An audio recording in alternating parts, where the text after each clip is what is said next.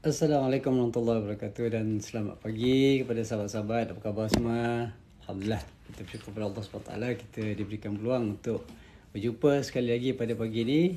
Kalau biasanya hari-hari kerja saya hantar anak. So hari ini hari Sabtu. Alhamdulillah hari Sabtu hari sepatutnya saya ada kelas. Saya sebagai pelajar Dijab Diploma Agama Syar'i.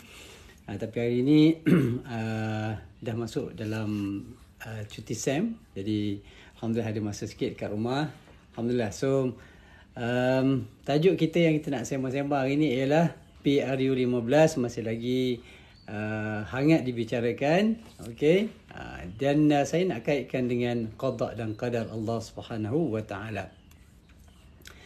Baik, anak-anak pula. Adik-adik, tak kira adik-adik ke siapa-siapa, anak-anak ke sahabat-sahabat ke, kan? Abang-abang, ayah-ayah ke, insya-Allah. So, secara umumnya setiap orang dia akan berusaha untuk melakukan apa saja untuk dapatkan apa yang dia nak dalam kehidupan. Cuma seperti mana yang kita tahu bahawa tak ada semua benda yang kita nak dapat dalam dunia ni, dan yang kadang-kadang yang kita nak tak dapat. Sebab apa? Sebab segala-galanya adalah ditentukan oleh Allah Subhanahu wa taala. Okey.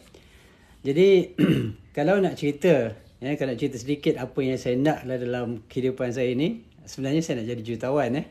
Saya nak jadi jutawan. Okey, dan saya telah berusaha sedaya upaya, orang kata bekerja keras mati-matian orang kata, sebab nak capai matlamat nak jadi jutawan. Sejak daripada mula saya belajar kerja lepas grad daripada Universiti Azhar sekitar 1990 1990. Okey, saya dah berusaha, dah terlibat dengan perniagaan, masuk Syakli, keluar duit masa tu sampai 5,000 RM. Masa tahun 1990 tu dah duit gaji masa tu baru 1,100. Okey, mula kerja dekat UIA, tapi masa tu dah keluarkan duit sebanyak RM5,000 guna apa? Guna duit kad kredit. Okey. Jadi buat bisnes, dan leader saya pun yang hebat-hebat kebanyakan yang memang jutawan. Okey. Buat tak jadi. Lepas satu MLM saya masuk, lepas masa tu Syakli. Lepas Syakli saya masuk For Life. For Life saya bersama dengan seorang leader juga yang sangat terkenal. Okey, kalau siapa yang berada dalam For Life, ni baju For Life saya pakai baju For Life, tapi dah tak terlibat secara langsung lah. Okey, For Life saya ada leader yang sangat hebat, Puan Syaridin, asal daripada Singapura, dan income dia bulanan pun lebih kurang 1 juta lah sebulan, sebab dia punya rangkaian seluruh dunia ada. Okey. Dan saya pernah dihantar ke Sabah. Hampir seluruh Sabah saya pusing pergi jumpa orang itu, orang ni, kemudian buat appointment, kemudian buat talk dan sebagainya, tapi masih juga tidak berjaya untuk menjadi jutawan. Okey. Kemudian melompat daripada MLM, melompat pula masuk masuk takaful, etika. Etika ni saya ingat saya dah 3-4 kali saya masuk keluar. Bukan setakat etika saja, saya masuk Pro BSN, saya masuk takaful national. Okey. Dan bagai-bagai lah usaha dan leader saya pun sangat hebat. Leader saya dalam etika takaful masa saya mula masuk tu Encik Daniel Abdullah. Kalau orang dalam etika kenal lah, memang antara top leader. Income dia pun lebih kurang 1 juta satu bulan. Dahsyat. Jadi leader saya semua hebat. Cuma saya dah buat macam-macam usaha untuk jadi jutawan, tapi tak dapat. Okey, persoalannya kenapa tak dapat? Saya dah kerja hebat, dah buat macam-macam tapi kenapa tak jadi? Okey, mudah je. Jawapannya adalah kerana memang saya belum setakat ini ditulis oleh Allah SWT sebagai seorang jutawan. Dah usaha. Kalau saya tunggu nak jadi jutawan, memang confirm tak jadilah, sebab tak ada usaha kan. Tapi kita dah berusaha, maknanya macam-macam jenis, dan sekarang ni saya terlibat dengan quantum metal. Harapan juga untuk menjadi jutawan lah. Okey, bila sebut pasal jutawan ni, mungkin ada sebahagian daripada kita yang membayangkan, bila jatuh cawan boleh hidup dalam keadaan mewah, boleh pakai Lamborghini, contohlah kan. Tapi itu bukan matlamat saya. Mungkin sebab saya ni dah umur, dah dekat-dekat pencen, orang kata apa dia, kubur kata mari, dunia apa ni kata pergi kan. Contohnya macam itulah. Jadi keinginan untuk bermewah-mewah tu sudah sebenarnya tidak ada bagi saya, sebab saya nak supaya saya mati nanti saya masih lagi meninggalkan legasi yang bagus, perkara-perkara yang baik, yang mana bila kalau kita kaya, insya-Allah dengan niat yang baik, dengan niat yang suci, niat yang ikhlas untuk membantu, maka itulah sebenarnya hasrat dan keinginan saya. Saya pernah cakap dengan pelajar-pelajar saya, kalau saya jadi jutawan, apa saya buat, seantaranya saya nak create satu dipanggil student kitchen. Ini niat saya. Student kitchen ni buat kerjasama dengan universiti bagikan tempat, so kita akan supply mana barang-barang, sediakan peralatan untuk memasak, dapur, periuk, pinggan mangkuk dan sebagainya. Okey, itulah yang saya niat. Jadi kalau sahabat-sahabat ada modal, ada duit untuk dibelanjakan, maka boleh bersama-sama kita membuat projek student kitchen dekat USIM. Okey. Maknanya kita buat student kitchen ni, maknanya kita akan supply barang-barang mentah setiap hari dekat student kitchen ni. Kemudian pelajar akan memasak dan dah masak, dia orang masak sendiri, kemudian dia akan agih-agihkan kepada mereka yang layak lah. Jadi kita tak boleh bagi semua, okay? Sebab perlukan modal yang sangat besar. Okey, contohnya. Jadi kita dengan student kitchen ni, maksudnya pelajar masak dan dia akan bagi agihkan kepada pelajar-pelajar yang contohnya yang B40 kan, kita bagi mereka yang dalam golongan yang tersebut yang perlukan makanan kan, contoh perlukan bantuan.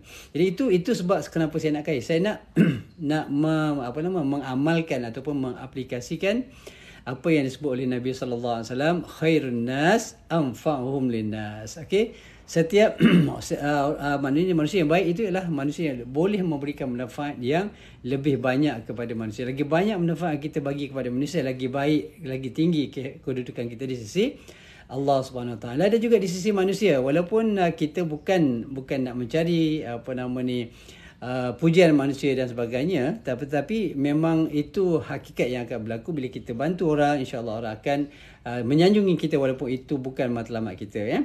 Baik. Hidup Zahid. Hidup Zahid. Okey sahabat. Okey. Tak apa, nanti kita komen bab hidup Zahid ni.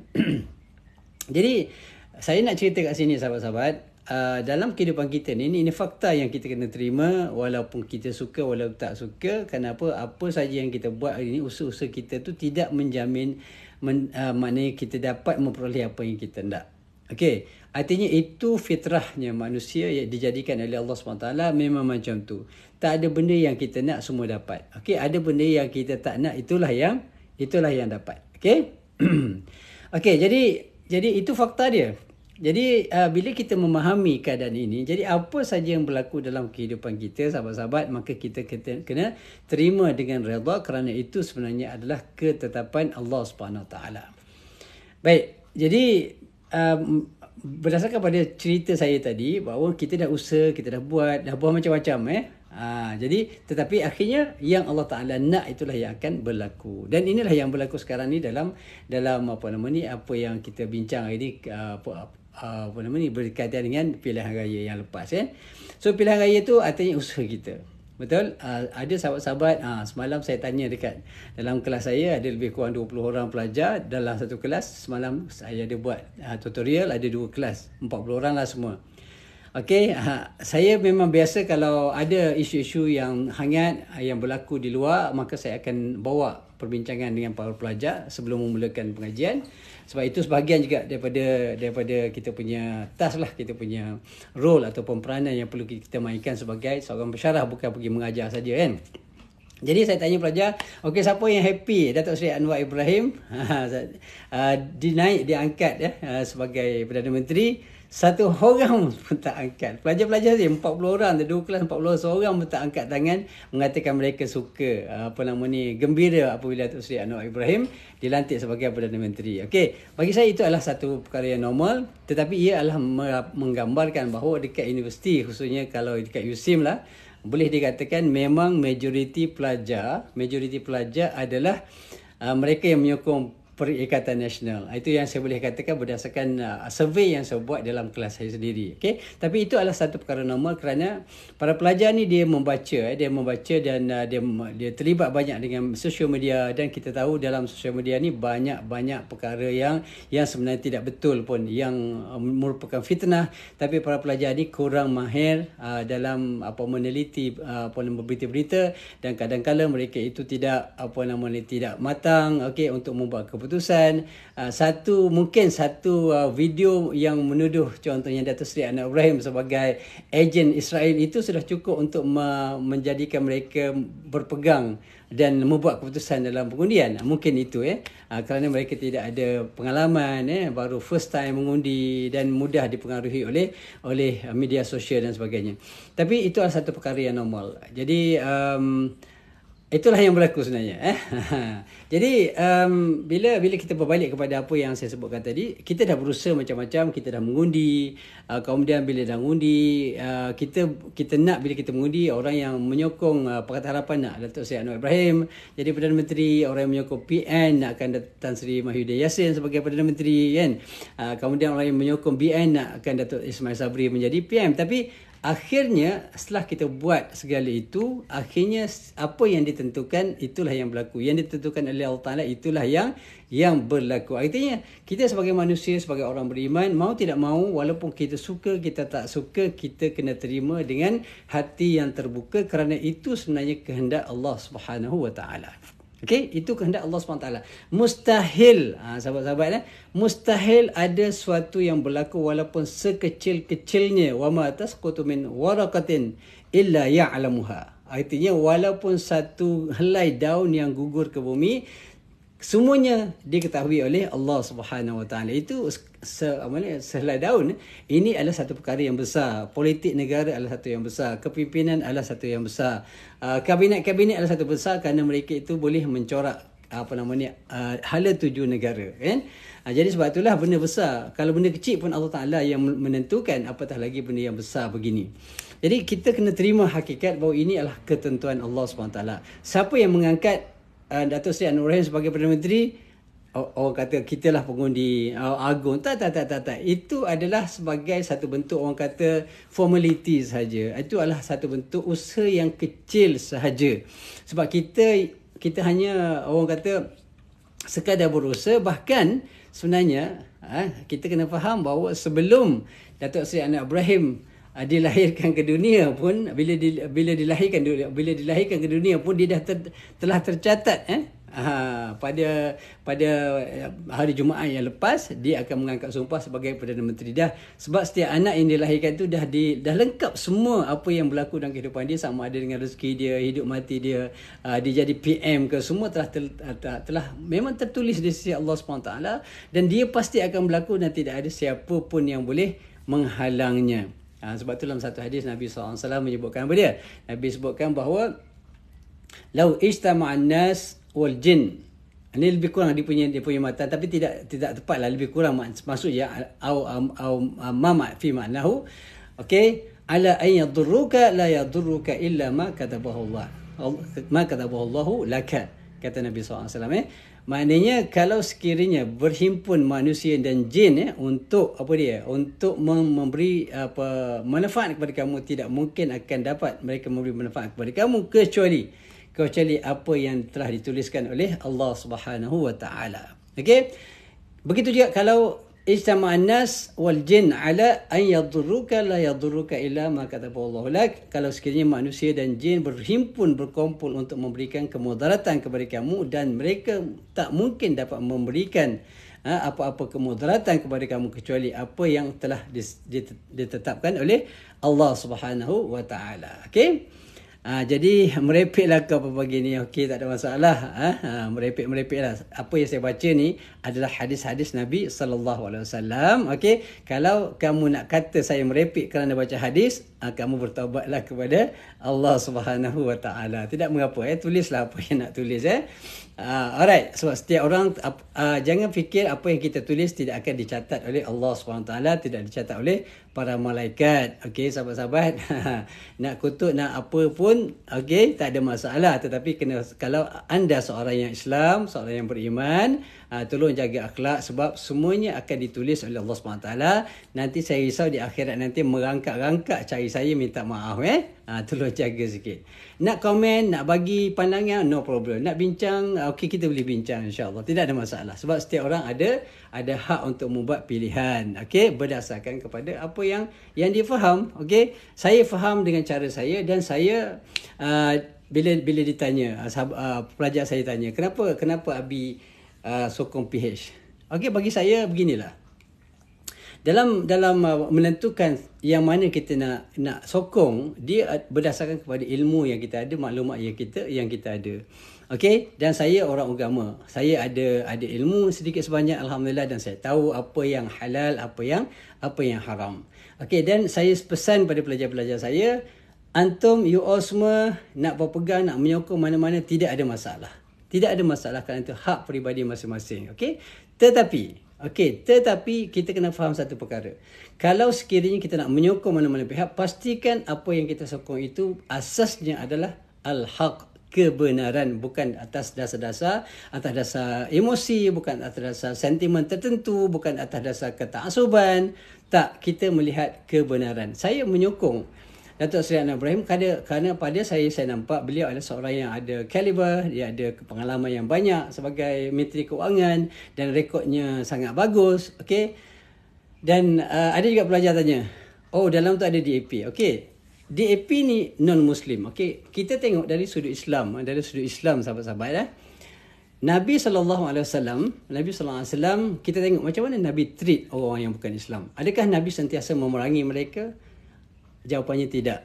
Okey, masa perang, yes, Nabi perang habis-habisan dan ramai yang telah dibunuh, orang kafir telah dibunuh, tapi dalam keadaan biasa, keadaan aman, orang yang bukan Islam diberikan perlindungan yang sangat istimewa, sama haknya macam orang yang Islam juga. Contoh, kalau kita tengok dalam hukum syarak, kalau sekiranya seseorang Islam, dalam sebuah negara Islam ni, cerita dalam negara Islam. Kalau satu orang yang Islam dalam negara Islam yang mengamalkan hukum Islam secara sepenuhnya, hudud, kisah dan sebagainya. Kalau seorang Islam membunuh orang yang bukan Islam, yang disebutkan sebagai kafir zimmi. Kafir zimmi ni apa dia? Kafir zimmi ni ialah seorang yang bukan Islam, yang berada di dalam negara Islam. Okey, yang berada dalam negara Islam. Jadi kena faham konsep kedudukan orang yang bukan Islam dalam Islam, antum you all semua kena faham, barulah boleh bercakap. Okey, kalau guna sentimen Melayu sampai bila tak selesai masalah, sebab Melayu tidak boleh ditukar, Cina tak boleh ditukar, okey, kedudukan mereka tak boleh ditukar. Tapi kena tengok dari sudut Islam. Macam mana Nabi ajar kita untuk treat, untuk layan orang-orang yang bukan Islam ini. Adakah Nabi sentiasa berperang dengan mereka? Tidak. Adakah Nabi sentiasa membenci mereka? Tidak. Adakah Nabi sentiasa mengutuk, menghina mereka? Tidak.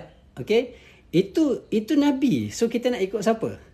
Kita nak ikut Nabi ke nak ikut kita punya pemimpin yang kadang-kala memberikan kenyataan-kenyataan yang bercanggah dengan hukum syarak?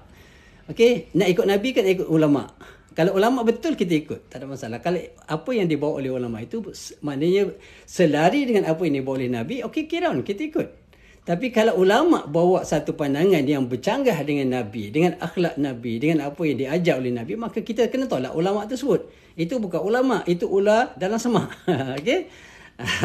Jadi sebab itulah sahabat-sahabat, okey, kalau kita lihat dalam hukum syarak pun, okey, maksudnya orang-orang yang bukan Islam, panas pula. Okey, orang-orang yang bukan Islam yang berada dalam negara Islam, kalau sekiranya orang Islam membunuh yang bukan Islam di bawah kerajaan Islam, ni bukan ini cerita tentang hudud, tentang hudud. Okey, apakah hukuman yang akan dikenakan kepada orang yang Islam yang membunuh orang yang bukan Islam di dalam negara Islam? Pertama, hukumnya disebutkan ulama adalah haram hukumnya. Haram, tak boleh, berdosa bunuh orang yang bukan Islam. Itu undang-undang Islam, itu undang-undang Islam. Kemudian apa hukuman yang akan dikenakan kepada mereka yang membunuh orang yang bukan Islam, orang kafir zimmi ni? Okey, kafir zimmi, saya ulang sekali lagi, kafir zimmi adalah seorang yang tidak beriman, yang kafir tetapi duduk di bawah pentadbiran agama Islam dan mereka mentaati dan mematuhi segala peraturan yang ada dalam negara. Mereka tidak bangkit mengangkat senjata nak cuba menjatuhkan negara Islam. Kalau mereka bangkit menggunakan senjata, menggunakan kekerasan, okey, dan cuba menjatuhkan negara Islam, maka kategori mereka tadi kafir zimmi sudah bertukar menjadi kafir harbi. Dan kalau mereka itu kafir harbi, maka mereka itu wajib dibunuh. Masa itu baru bunuh. Bila angkat senjata, bila gunakan kekuatan dan sebagainya, guna ketenteraan, membunuh dan sebagainya, barulah pada masa itu barulah mereka itu dinamakan kafir harbi yang boleh diperangi. Okey, sekarang ni kita tengok. orang yang bukan Islam hari ini, tak kisahlah DAP ke, MCA ke, Gerakan ke, mereka semua dalam kategori orang yang kafir dan tidak beriman kepada Allah SWT. Okey, adakah mereka ini dianggap sebagai kafir harbi? Ulama menyebutkan kafir harbi inilah kafir yang mengangkat senjata menentang Islam dan cuba menjatuhkan Islam. Okey, membunuh umat Islam dan sebagainya, itu baru kafir harbi. Tapi hari ni kita tengok Cina-Cina, okey maaflah, bukan rasis orang yang bukan Islam hari ini, tak kisahlah sama ada apa saja bangsa mereka, tidak ada masalah. Adakah mereka ini boleh dikatakan sebagai kafir harbi? Jawapannya tidak, berdasarkan pandangan ulama. Okey, berdasarkan pandangan ulama, boleh baca, boleh rujuk mana-mana kitab. Orang yang kafir berada dalam negara Islam, kita kalaulah kita boleh terima Malaysia ni sebagai sebuah negara Islam, okey, maka mereka itu melakukan sesuatu mengikutkan lunas-lunas undang-undang yang ada. Okey, sekarang ni ada tak orang-orang yang katalah you all semua benci sangat, marah sangat DAP, adakah DAP mengangkat senjata dan membunuh orang Islam, cuba menjatuhkan kerajaan yang sah melalui keadaan-keadaan yang salah, menggunakan kekerasan senjata dan sebagainya? Jawapannya tidak. So kalau tidak, mereka tidak boleh diletakkan di dalam kategori kafir harbi. Bila tidak kafir harbi, maka mereka menjadi kafir zimmi. Bila mereka kafir zimmi, mereka tidak boleh diapa-apakan. Mereka hendaklah beri hak yang sama dengan orang Islam. Bunuh mereka, orang yang membunuh boleh dikenakan hukuman qisas. Mencuri harta orang yang kafir zimmi ini boleh dikenakan hukum potong tangan, sama macam orang Islam mencuri daripada orang Islam. Jadi itu hak-hak orang Islam, hak-hak orang yang bukan Islam di dalam negara Islam. Okey? Jadi atas asas apa kita nak memerangi mereka? Atas asas mereka apa nak kita katakan mereka ini sebagai musuh Islam dan sebagainya? Okey? Sebab kita berada dalam sebuah negara yang memangnya okey, satu yang saya nak tanya, siapa hantar Cina-Cina ataupun orang India yang bukan Islam ke negara kita? Okey, mungkinlah kita kata penjajah bawa sebagainya masa mula-mula sebelum kemerdekaan dan sebagainya, sebagai pekerja, sebagai buruh dan sebagainya, dan bagailah dan orang-orang Cina diletakkan di kawasan bandar, orang-orang India contoh diletakkan kawasan estate.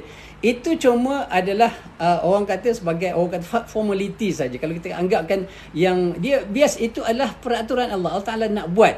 Walaupun British bawa betul, tetapi hakikatnya apa dia? Hakikatnya siapa yang bawa sebenarnya? Itu adalah cuma orang kata asbab-asbab yang kecil saja. Sebenarnya memang Allah Subhanahu Taala lah yang meletakkan mereka itu di dalam tanah air kita dekat Malaysia ini, dan tidak ada siapa yang boleh menafikan itu. Okey, sebab kita manusia ni cuma berusaha melakukan apa yang kita nak, tetapi akhirnya yang Allah Ta'ala tentukan itu berlaku. Okey, sekarang apa hak kita? Allah Ta'ala dah tentukan bahawa sifulan-sifulan, yang Muslim, yang tak Muslim, yang Cina, yang India, yang Sikh, yang Bengali, semuanya berada dekat di Malaysia. Siapa yang tentukan? Adakah kita? Adakah Inggeris? Betul, Inggeris bawa itu sebagai satu bentuk kaedah. Kaedah saja. Okey, kaedah. Artinya kita buat, kita berjaya. Kita berjaya mungkin sebahagian daripada usaha kita, tapi ada orang tak berusaha pun dia boleh dapat. Contohnya, okey, ada yang kita berusaha mati-mati, macam saya sebut tadi. Saya berusaha nak jadi jutawan dah berpuluh tahun, 20, 30 tahun saya berusaha, bekerja untuk jadi jutawan. Tak jadi jutawan sebab apa?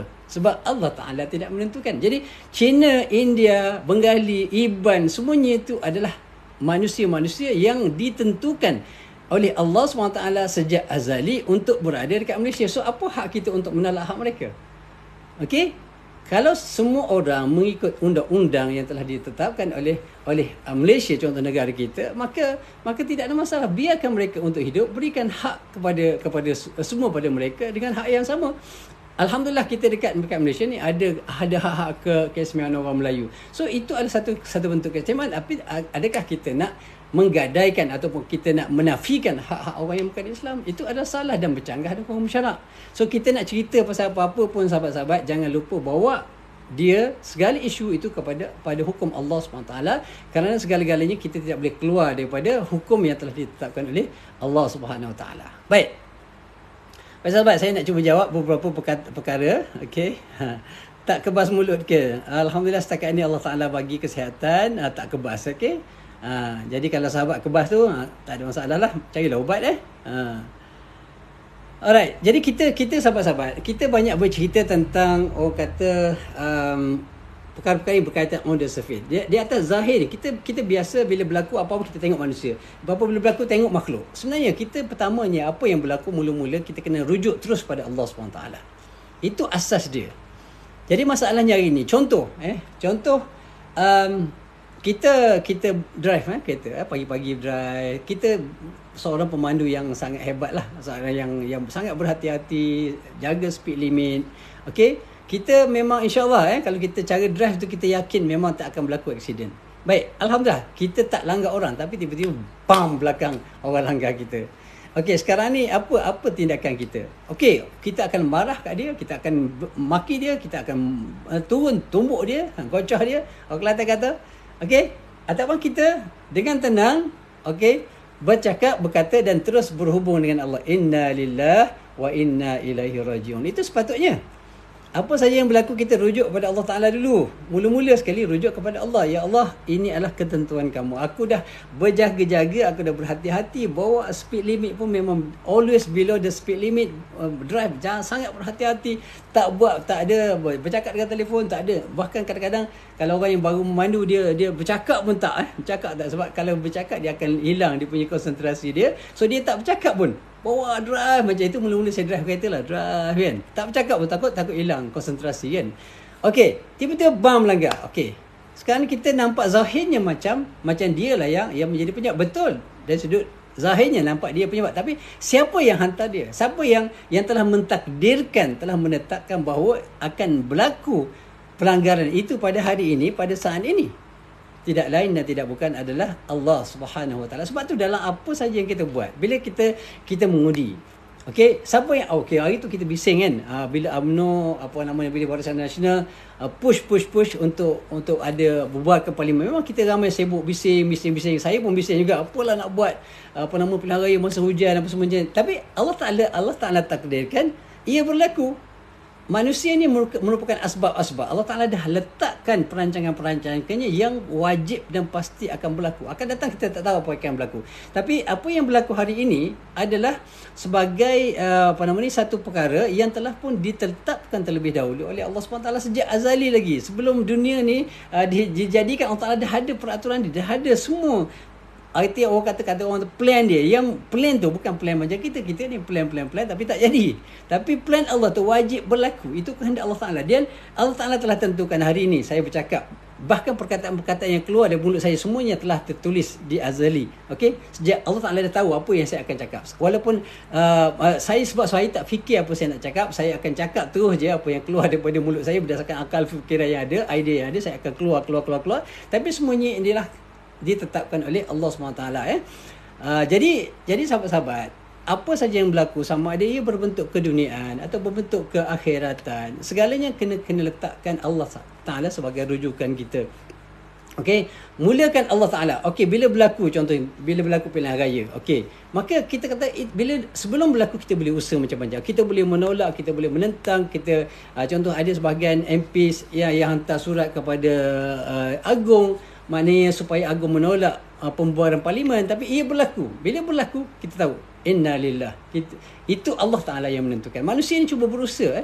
Manusia cuma boleh berusaha, tetapi yang menentukan segala apa, sekecil-kecil sehinggalah sebesar-besarnya adalah Allah Ta'ala yang menentukan. Kita usaha wajib, yes. Sebagai manusia kena usaha. Sebab kalau kita tak usaha, kita tunggu je, memang tak jadi. Contoh nak pilih pemimpin.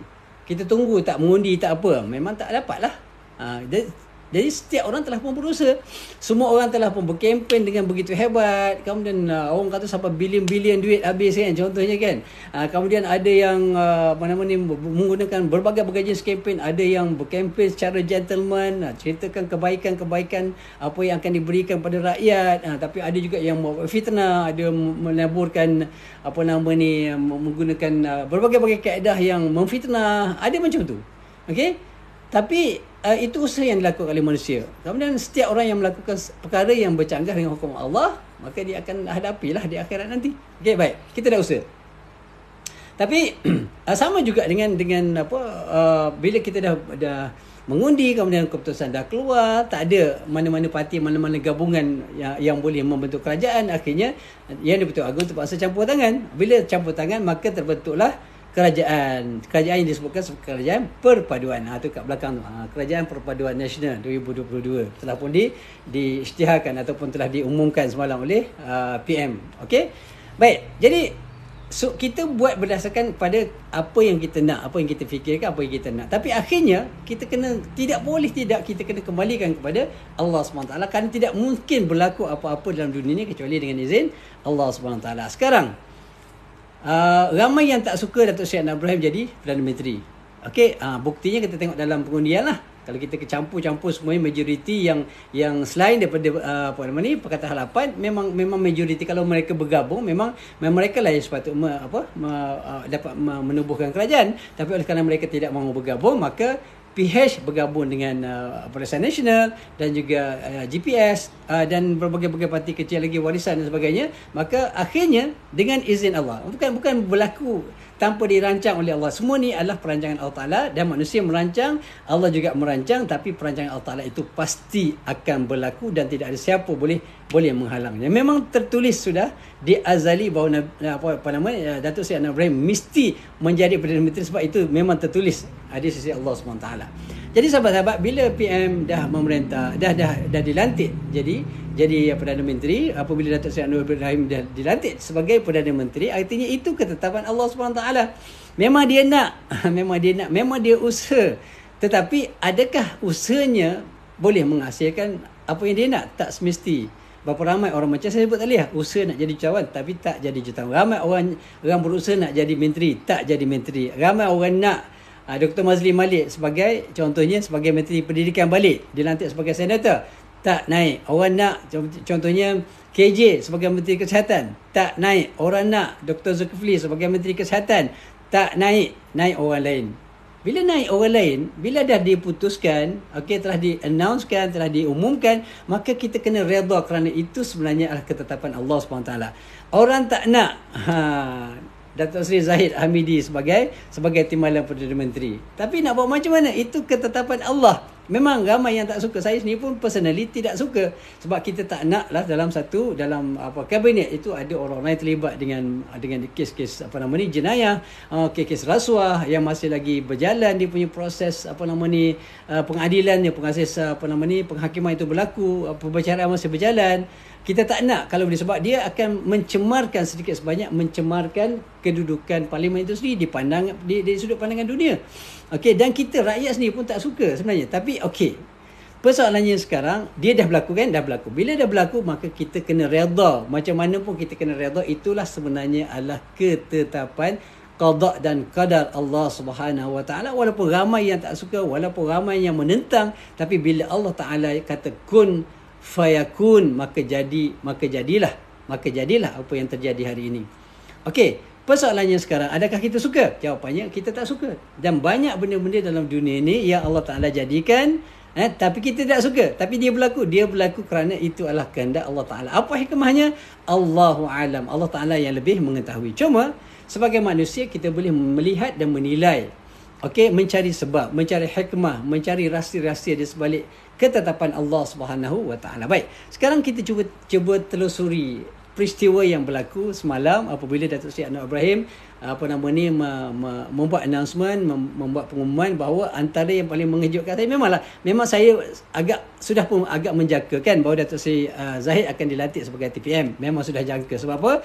Sebab atas asas, ada beberapa asas. Yang pertama, dia adalah Presiden UMNO. Kemudian dia juga pengerusi Barisan Nasional. So kalau UMNO memberikan nama, siapa yang akan memberikan nama tersebut, walaupun dibincang, mau tak mau, nama Datuk Seri Zahid mesti naik di atas, sebab dia adalah pengerusi Barisan Nasional dan dia adalah Presiden UMNO.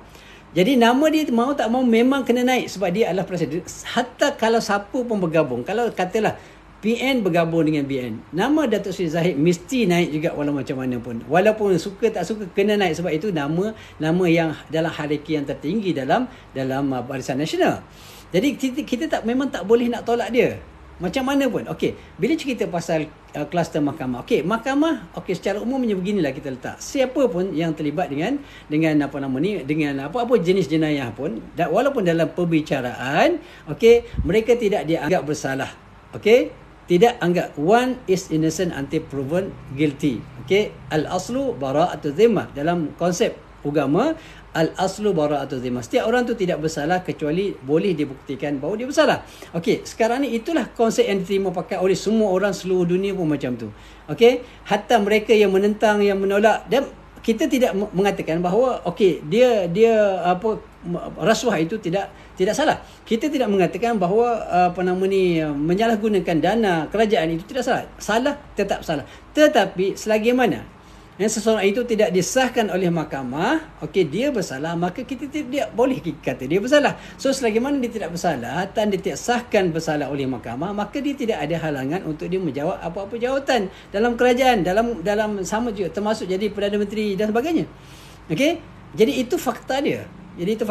Yang walaupun kita tak suka, maka itu telah pun berlaku. Okey, jadi memang kita tak suka, sebab dia dalam bila adanya, dia akan, macam saya sebutkan tadi, bila adanya mereka yang terlibat dalam kes mahkamah tapi masih lagi dilantik sebagai timbalan Perdana Menteri dan juga menteri, saya tak ingat menteri apa tadi. Okey, tapi menteri lah juga, ada 2 jawatan kat situ. Okey, jadi dia akan boleh mencemarkan pandangan masyarakat dan rakyat sendiri. Ada keraguan di sana bila ada kes mahkamah, bila kita ada jawatan sebagai timbalan Perdana Menteri, ada kemungkinan akan kita sebagai Perdana Menteri yang ada kuasa mungkin boleh mendesak mungkin Peguam Negara untuk menarik balik kes tersebut ataupun menggugurkan kes tersebut. Ada kemungkinan. Tetapi ini yang kita nak tengok, kalau sekiranya ini berlaku, maka akan terserahlah hakikat sebenar kerajaan ini. Itu yang patut dielakkan oleh Datuk Seri Anwar Ibrahim. Artinya PN Datuk Seri Anwar Ibrahim tidak boleh sama sekali campur tangan dalam urusan-urusan yang melibatkan yang melibatkan kehakiman, yang melibatkan kes-kes yang berlaku dekat mahkamah. Kalau ada campur tangan, contoh ada arahan supaya melepaskan Datuk Seri Zahid, kemudian lepas tu ada arahan pula melepaskan walaupun menggunakan kaedah-kaedah perundangan contohnya, maka akan dilihat tidak ada bezalah kerajaan yang ada sekarang dengan kerajaan yang terdahulu. Sebab asasnya, walaupun kita dengar selalu Datuk Seri Anwar Ibrahim menyebutkan bahawa kita menentang rasuah, kita akan campur tangan dalam kehakiman dan sebagainya, tapi kalau ini berlaku disebabkan pelantikan Datuk Seri Zahid ke dalam parlimen, ke dalam kabinet, maka rakyat akan mula hilang kepercayaan. Sebab itu saya berpandangan Datuk Seri Anwar Ibrahim sebagai Perdana Menteri tidak harus dan bahkan kalau ikut hukum haram dia menyokong untuk dilepaskan mana-mana penjenayah kalau mereka didapati bersalah oleh mahkamah. Jadi kita tengok macam mana. Okey, saya harapkan ini tidak berlaku. Saya harapkan tidak berlaku. Kalau berlaku, dia akan menyebabkan kepercayaan rakyat yang mengangkat Datuk Seri Anwar Ibrahim sebagai Perdana Menteri akan luntur. Kepercayaan sudah mula luntur. Okey, jadi saya harap sangat Datuk Seri Anwar Ibrahim tidak campur tangan dalam urusan berkaitan dengan perundangan. Okey, kes mahkamah, biarlah Datuk Seri Zahid berhadapan dengan kes mahkamah dekat mahkamah. Kalau sekiranya tanpa ada sebarang campur tangan, tanpa ada sebarang orang kata desakan untuk menggugurkan kesnya ataupun melepaskan dia.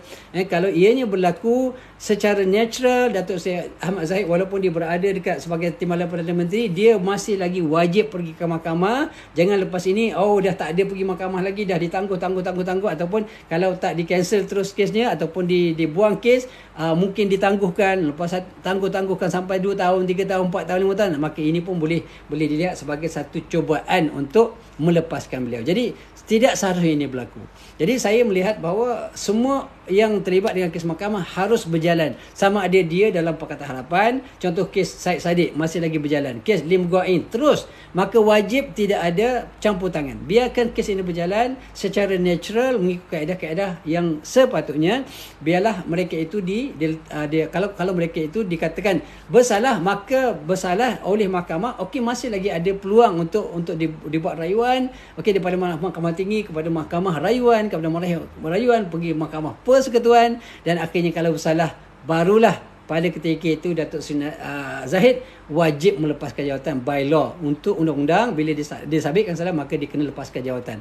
Okey, sekarang prosesnya adalah sangat panjang sebenarnya. Kalau tengok kes Datuk Najib pun mengambil masa 3-4 tahun untuk sampai dia masuk ke dalam penjara. So lepas satu, memang itulah kaedahnya. Proses yang diberikan hak untuk semua orang, semua rakyat Malaysia mempunyai hak yang sama. Bila mereka dituduh dalam satu-satu jenayah, mereka boleh sebenarnya membuat rayuan. Tapi ramai hari ini tak nak buat rayuan, dia salah terus masuk penjara contohnya. Tapi kebanyakan kita tengok macam Rosmah Mansor contohnya bersalah, telah pun disahkan bersalah oleh mahkamah, masih lagi ada peluang untuk buat rayuan. Itu proses yang diberikan oleh undang-undang. So kita ikut. Jadi kedudukan Datuk Seri Zahid sekarang ini dia adalah tidak bersalah kecuali telah ditetapkan, telah disahkan dengan bukti-bukti yang kukuh oleh mahkamah dia bersalah, barulah bersalah. Jadi sekarang ni kedudukannya dari sudut undang-undang dia tidak bersalah, masih tidak bersalah, sebab tu dia boleh pegang jawatan. Jadi tidak ada isu tidak, bagi saya itu satu dari sudut isu perundangan tidak wujud, itu satu. Yang kedua, memang saya pun memahami Datuk Seri Anwar Ibrahim sebenarnya memang dia daripada awal memang sebenarnya tidak mahu orang-orang yang terlibat dalam kluster mahkamah memasuki kabinet beliau. Tetapi apa pilihan yang ada kepada Datuk Seri Anwar Ibrahim? Apa kalau kita berada di tempat dia, apa yang kita akan buat? Kita akan tolak Datuk Seri Zahid sebagai Timbalan Perdana Menteri. Kerana itu sebenarnya adalah cadangan daripada UMNO, bahkan mungkin cadangan daripada Datuk Seri Zahid sendiri, sebab dia sebagai presiden kan, presiden UMNO, kemudian pengurusi kepada Barisan Nasional. So dia akan pasti mendesak ataupun insist bahawa ini adalah barisan pimpinan yang akan diletakkan di bawah mungkin dia sendiri telah minta pun memang nak TPM. Mungkin, wallah kita tidak tahu kan. Tapi itu adalah desakan dan memang itulah situasinya yang berlaku akan datang, sekarang dah akan datang apabila kerajaan itu lemah. Bila mana-mana gabungan tidak dapat membentuk kerajaan sendiri, maka inilah yang akan berlaku, dan dia akan berlaku terus menerus macam tu selagi mana gabungan itu tidak bergabung. Contoh sekarang ni, kalau sekiranya sekarang ni PH bergabung dengan BN dan bergabung dan tidak mustahil, walaupun mereka tidak dalam satu parti yang berbeza, tapi ada persefahaman dan juga dengan warisan, dengan GPS dan sebagainya. Kalau mereka ini membuat satu gabungan walaupun tidak rasmi, tapi mereka katakanlah buat satu bentuk perjanjian yang mengatakan bahawa kita akan bersatu, bila dalam pilihan yang akan datang kita akan bersatu dan kita akan bergerak bersama. Contohnya kalau itu yang berlaku, maka kuatlah kerajaan tu. Okey. Tetapi kalau masing-masing buat hal sendiri, bila dah habis pilihan raya baru nak bergabung, itu akan jadi masalah apa yang kita berlaku hari ini. Sebab tu masa UMNO memerintah tidak ada isu begini, sebab UMNO sangat kuat pada masa itu kan. Tidak ada isu yang berlaku baru-baru ni lepas PH menang 2018, kemudian 22 bulan, kemudian naik pula Taslim Mahyudin, kemudian jatuh pula disebabkan UMNO menarik sokongan, kemudian naik pula Tan Sri Ismail Sabri kan.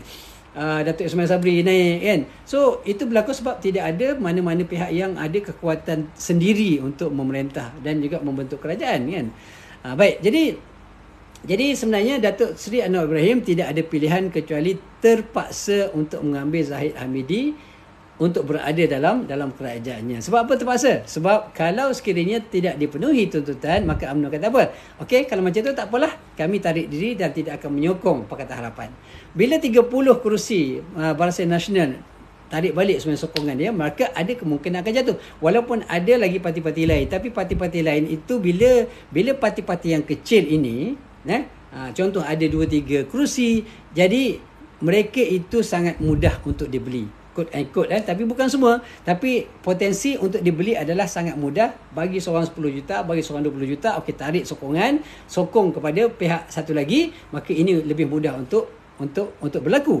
Kadang-kadang orang oleh kerana kebencian dia terhadap seseorang, mereka sanggup buat apa saja walaupun tak dapat pada dia kata tak apa, walaupun hilang kelayakan tidak ada masalah. Yang penting kami nak jatuhkan kerajaan ni ada. Contohnya ada orang yang sanggup buat macam tu. Punya jahat manusia ni. Manusia ni jahat, dia sanggup keluarkan duit juta-juta, okey, mungkin bilion duit untuk jatuhkan satu-satu kerajaan. Dia kata tak apa, biar sama-sama tak dapat. Ada orang yang sikapnya macam tu. Ini masalah yang berlaku dalam negara kita. Dan sayangnya yang berlaku itu adalah kalangan orang yang beragama Islam. Jadi bagi saya, pelantikan Datuk Seri Zahid Hamidi dalam kabinet Datuk Seri Anwar Ibrahim tidak menjadi isu dari sudut perundangan dan tidak juga menjadi isu bagi saya, dan juga dia adalah satu bentuk kompromi yang terpaksa dibuat sebab kita kena faham Datuk Seri Anwar Ibrahim tidak mempunyai kekuatan sendiri. Artinya PH tidak mempunyai, cuma ada 73 atau ada 82 kursi dan tidak cukup kuat untuk mempengaruhi ataupun untuk memberi kesan di atas segala tindakannya terhadap komponen-komponen yang lain, kerana semuanya bergantung antara satu sama lain. PH bergantung pada BN, BN juga bergantung kepada PH. BN tarik diri, maka jatuh kerajaan yang ada. Okey, dan mau tak mau, oleh kerana untuk menyelamatkan negara ini daripada terus-menerus berada dalam keadaan yang tidak menentu, tidak ada kepimpinan dan sebagainya, maka mau tak mau kita berada dalam dua situasi. Okey, mengambil Datuk Seri Zahid Hamidi dalam kabinet adalah merupakan satu darar. Memang darar, memang satu yang boleh memberi kemudaratan kepada negara dari sudut persepsinya. Kita tak tahu macam mana dia punya servisnya akan datang. Kalau servisnya bagus, mungkin itu sedikit sebanyak boleh menampunglah darar yang ada. Okey, tetapi tidak ada kerajaan, dararnya adalah lebih besar. Okey, tidak ada kerajaan, dararnya adalah lebih besar, kemudaratan lebih besar. Jadi dalam konsep Islam disebutkan mana kita kena pilih akhafud dararain. Kalau ada dua darar yang terpaksa kita lakukan, maka mau tidak mau kita kena memilih salah satu darar yang lebih kecil. Okey, darar yang lebih kecil ialah melantik Datuk Seri Zahid Hamidi ke dalam kabinet kerajaan. Kerana itu memang ada dararnya kerana persepsi dan sebagainya, tetapi kalau tidak ada kerajaan, dararnya lagi besar. Tidak ada apa yang boleh berjalan. Okey, jadi bajet pun tidak boleh diluluskan dan tak boleh nak buat apa-apa, nak bantu rakyat pun tak boleh, dan berbagai-bagai projek ataupun perancangan yang nak dibuat oleh kerajaan pun tidak boleh berjalan. Kerana apa?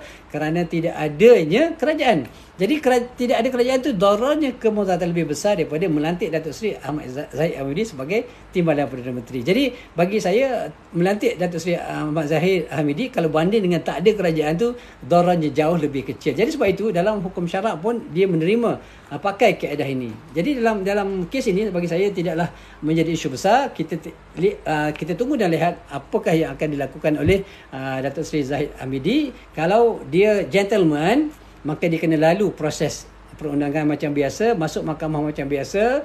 Okey, dan dia pertahankan diri dia, panggillah peguam-peguam yang hebat-hebat untuk mempertahankan diri dia, dan kalau ditakdirkan dia memang tidak bersalah, maka dia tidak perlu takut. Maka kalau dia tidak bersalah, maka insya-Allah satu hari dia akan dilepaskan. Okey, dia akan digugur, tapi bukan ada campur tangan daripada mana-mana pihak, termasuklah Datuk Seri Anwar Ibrahim sebagai Perdana Menteri. Kalau semua perbicaraan itu berjalan dengan bebas dan segala bukti-bukti lah dikemukakan, tapi pihak, contohnya pihak pihak pembelaan berjaya contoh untuk create maknanya doubt dan sebagainya, atau ke satu bentuk keraguan di dalam semua bukti-bukti yang dia bawa, contohnya, artinya boleh ditolak lah kes dia, boleh menang lah kes dia. Tapi kalau kes tu memang pihak pendakwaan telah berjaya membuktikan beyond any reasonable doubt, okey, maknanya memang tidak ada keraguan, mau tak mau, maknanya kena bersalah lah, dan bila bersalah kena hadapi dia punya konsekuensi, kesan-kesan dia daripada bersalah. Pertamanya mungkin akan dimasukkan ke dalam penjara, kemudian mungkin dikenakan denda, dan yang pasti kedudukan dia akan digugurkan lah. Maknanya jawatan dia sebagai Timbalan Perdana Menteri dan juga menteri akan digugurkan secara automatik, akan gugur, sebab itu adalah undang-undang yang ada sekarang ini. Baik sahabat-sahabat.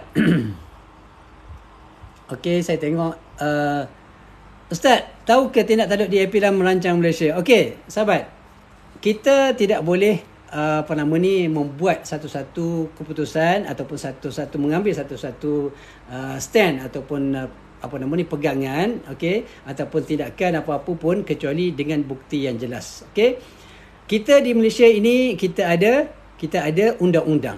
Okay, kita ada undang-undang. Kalau sekiranya DAP melakukan sesuatu perkara yang bercanggah dengan undang-undang, maka wajib diambil tindakan. Walaupun mereka itu sebagai komponen dalam kerajaan perpaduan ini, maka perlu diambil tindakan.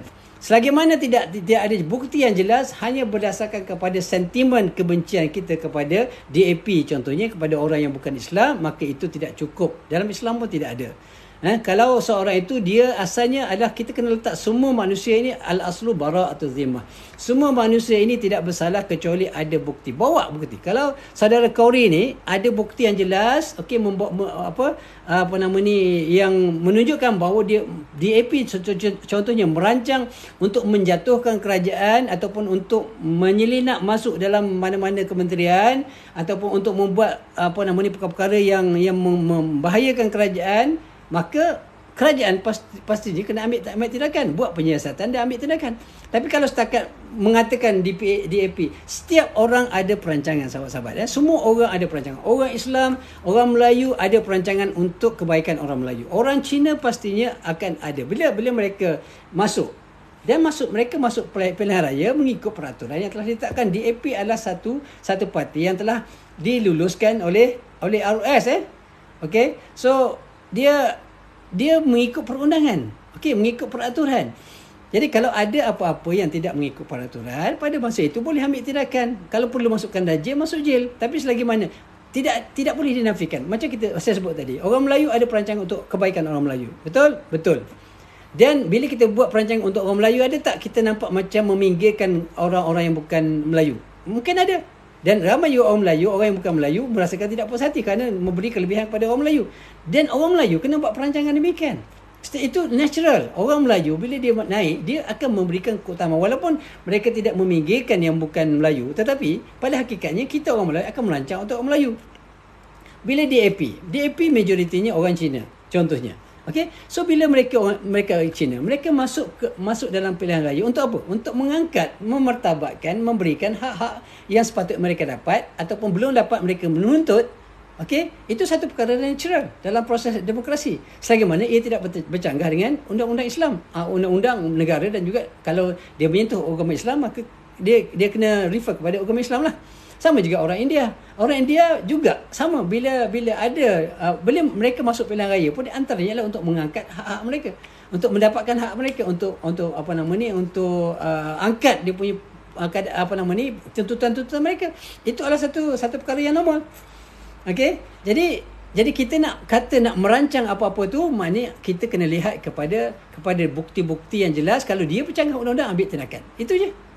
Okey, jadi setiap orang dalam negara Malaysia ni, selagi mana mereka itu rakyat Malaysia, selagi mana mereka itu membuat apa pun perancangan, okey, kalau sekiranya perancangan yang mereka lakukan itu tidak bercanggah dengan undang-undang, maka apa yang perlu kita susah hati? So kita kena bersaing dengan sihat lah, macam kita berniaga lah. Kita berniaga ini, kita ada orang marah dekat China. Kenapa China ni semua kontrol ekonomi? Dah kita malas.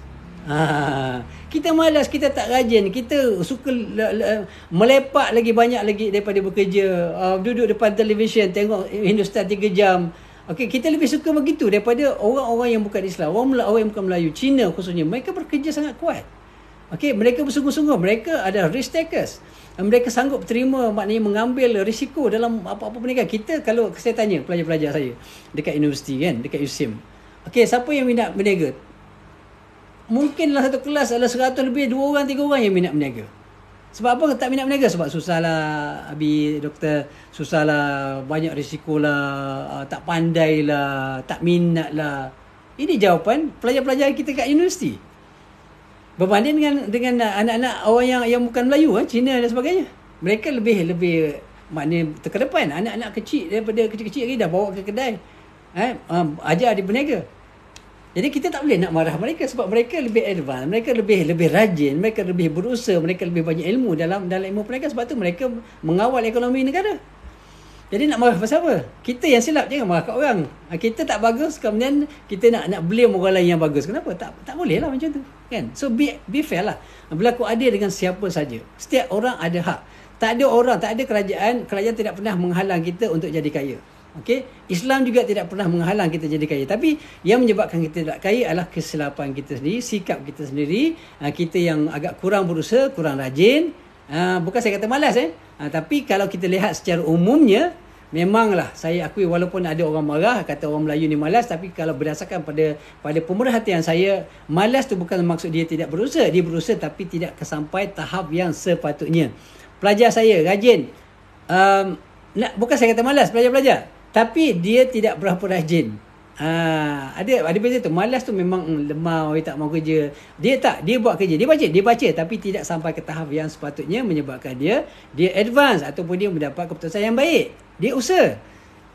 Contoh saya kata, bila pelajar-pelajar masuk, antara perkara yang saya wajibkan pada pelajar buat adalah bila mereka nak masuk kelas saya, wajib mereka membaca sekurang-kurangnya 3 jam. 3 jam membaca. Okey, baca dan semua makna-makna, sebab teks yang diajar dalam bahasa Arab, so mereka kena baca dan mereka kena cari makna setiap perkataan yang ada dalam buku teks tersebut mengikut silibus yang telah ditentukan. Siapa yang tak baca, saya kata saya tidak akan benarkan masuk dalam kelas, bahkan kena keluar daripada kelas. Saya pernah keluarkan lebih kurang 80 pelajar daripada 120 dalam satu lecture. Saya pernah keluarkan 80 pelajar daripada kelas kerana tak ikut arahan membaca 3 jam sehari sebelum dia datang kuliah. Okay? Kenapa saya wajibkan? Kerana bila saya buat survey, saya tanya-tanya pelajar-pelajar, okay, you all mula start belajar bila? Yang serius belajar. Kebanyakannya dah seminggu 2 minggu nak exam baru membaca.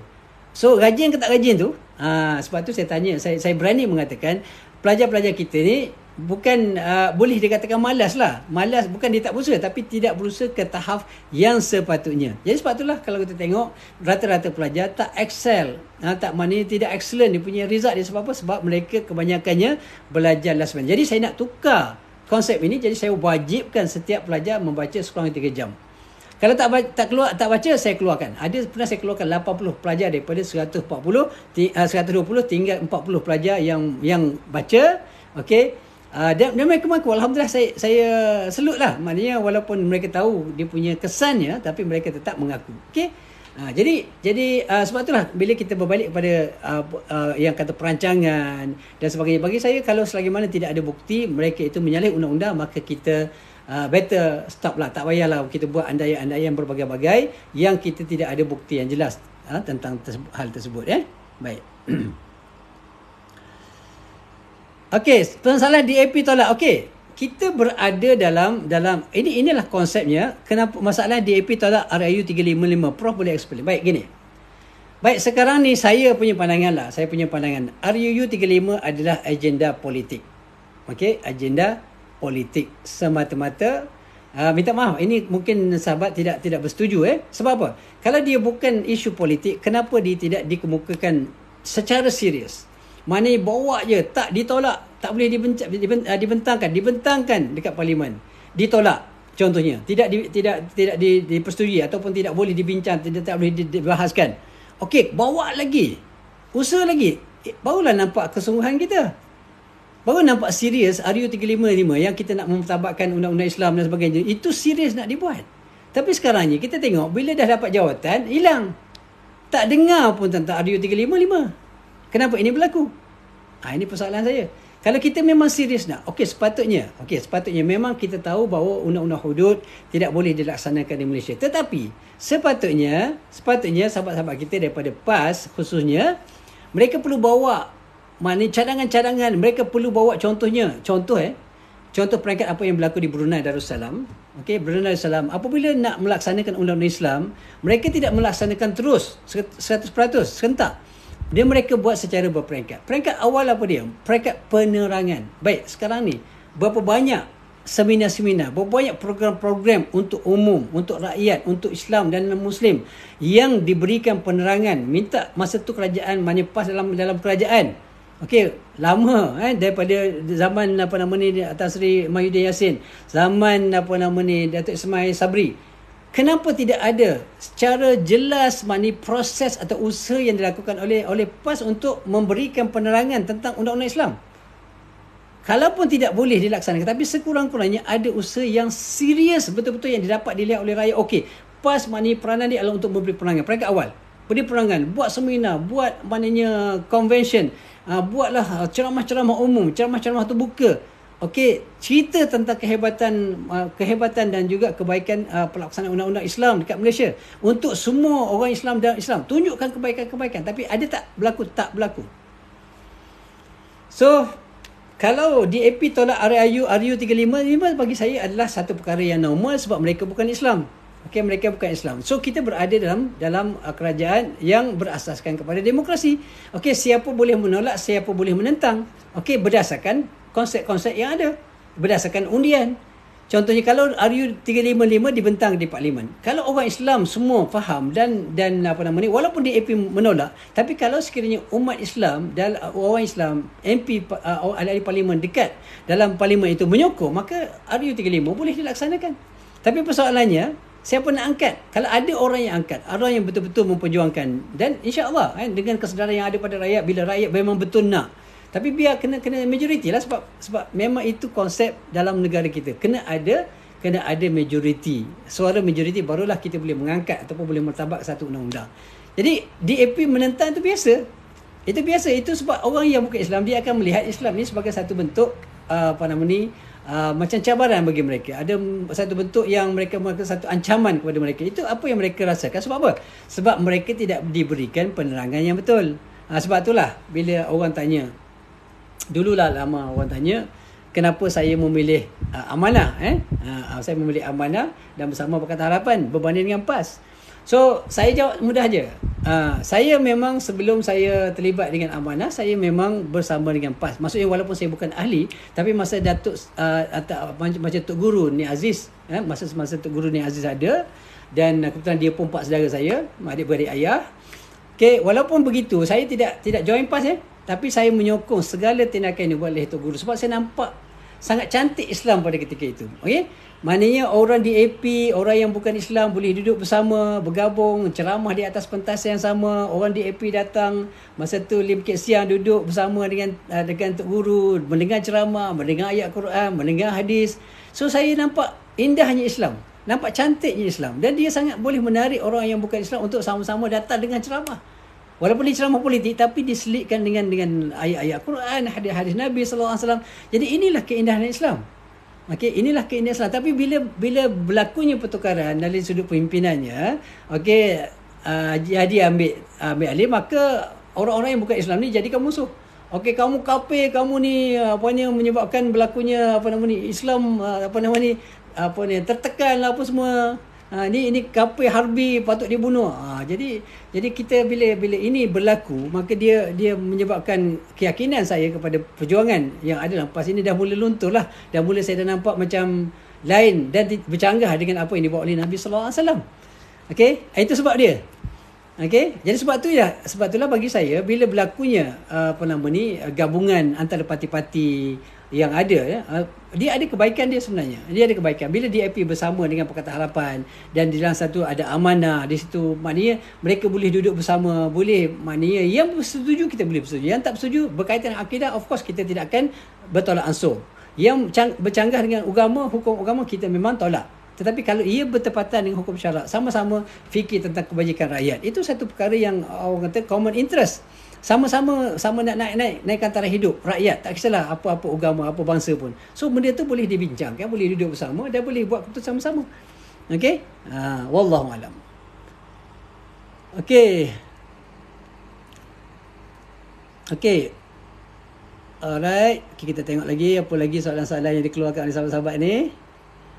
Okey, forex. Forex ni memang saya ni sebenarnya bukanlah dulu memang bila satu peringkat, kita manusia ni, kita orang yang Islam ni, orang Islam ni sepatutnya dia kena ambil tahu apa yang berlaku di sekeliling kita, dan bila kita lihat contoh macam satu ketika dulu, setahun lebih dulu, saya tengok forex adalah merupakan satu perkara yang saya perlu berikan perhatian. Saya perlu keluarkan video-video menentang forex habis-habisan sebab forex ni memang haram di sisi hukum syarak. Jadi saya bangun menentang, saya buat video-video berkaitan dengan forex dalam banyak video. So sekarang bila datang pilihan raya, so takkan kita nak cerita pasal forex lagi, tak sesuai lah. So orang Islam ni dia tahu, dia sepatutnya faham dan tahu bagaimana nak menyesuaikan keadaan. So bila datang forex, Okey, forex lah, kita cerita forex. Bila pilihan raya, kalau cerita forex, orang kata apa hal ni kan. Orang ni orang kata duduk dalam tempurung ni, tak tahu apa yang berlaku. So kita kena tackle perkara-perkara yang berkaitan supaya kita sedikit sebanyak idea ilmu yang kita ada, kita boleh kongsikan kepada masyarakat dan masyarakat boleh manfaatkan. Alright, itu sebab dia lah. Okey, pandangan Pastor Zaid Hamidi saya dah cerita tadi. Okey. Bank pun trade forex. Okey, bank kalau dia ada pun forex, dia bukan berasaskan kepada apa yang kita buat lah. Pada you all semua buat yang trading online tu, bank tak buat macam tu Bank tak buat. Tapi mereka ada terlibat dengan forex exchange lah. Sebab contohnya kalau kita kita ada account dalam bank Islam contohnya, dan kita nak buat export import, kita nak beli barang daripada luar negara, so kita kena bayar dalam US contohnya. So bank ada menyediakan khidmat tersebut. Itu money foreign exchange lah tu. Kita ada duit Malaysia tapi kita nak bayar dalam USD. So bank akan menyediakan ada foreign exchange lah. Kita bank boleh keluarkan cek ataupun yang dalam USD contohnya. Maka itu sebahagian daripada foreign exchange Okey, itu memang ada tetapi tidak tidak sama seperti mana yang berlaku foreign exchange yang forex online yang trading tu Okey, jom saya out dulu Prof. Alright, okey, terima kasih kepada sahabat yang bersama kita. Okey, saya tak bersetuju dengan apa yang sahabat kata menerima Zahid sebagai suci. No. Saya sangat menentang pendirian tersebut Salah adalah salah. Tak kira datang daripada mana. Okey? Tak kira datang. Kalau Zahid Hamidi masuk dalam dalam kabinet, dia bukan bermakna mensucikan dia. No. Dia perbicaraan akan diteruskan dan saya yakin ini akan berlaku. Saya tak fikir Datuk Seri Anwar Ibrahim akan memberi arahan supaya berhenti daripada perbicaraan dan melepaskan Zahid. No. Saya tak fikir. Kalau itu yang berlaku, maka rakyat akan bangun menentang, termasuk saya akan bangun menentang kerana ini sudah lari daripada perjuangan asal. Mana reformasinya? Kalau ini berlaku, mana reformasi yang dilaung-laungkan saban hari dalam sejak bertahun-tahun yang lalu? Reformasi. Tiba-tiba dapat jawatan Perdana Menteri, lepaskan orang yang bersalah. No. Saya tak fikir ini adalah Datuk Seri Anwar Ibrahim. Okey? Dia bukan suci, Zahid Hamidi bukan suci, dia wajib dan perlu menjalani dia punya perbicaraan seperti biasa, dan kalau dia bersalah dia wajib melepaskan jawatan dia. Okey? Jadi itu yang saya masukkan. Maknanya ideologi liberal yang PH amalkan itu tak betul. Okey, yang tak betul. Okey? Yang tak betul adalah tidak betul. Tapi saya tak fikir Anwar Ibrahim adalah liberal.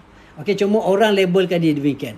Okey? So liberal ni maksudnya menyamakan antaranya maknanya nak amalkan LGBT tidak masalah, Islam sama aja, pluralisme dan sebagainya. So saya tak fikir Anwar Ibrahim macam tu. Tetapi kalau ada sekiranya mereka-mereka yang contohnya dalam Pakatan Harapan, contoh DAP, ada berfahaman yang bercanggah dengan Islam, itu DAP, orang yang bukan Islam, memanglah tak betul Tapi kalau ada pun orang Islam dalam tu, maknanya dia adalah satu perkara yang berbentuk peribadi. Dia bukan prinsip yang dibawa oleh Pakatan Harapan. Liberalism ni bukan satu ideologi yang dibawa oleh Pakatan Harapan. Dia mungkin ada di kalangan pemimpin-pemimpin yang ada berfikiran demikian. Ada mungkin dalam pemimpin-pemimpin tu yang ada fahaman Syiah contohnya. So itu adalah hak individu yang bukan dia sebagai program ataupun satu agenda gabungan, tetapi dia adalah bentuk individu.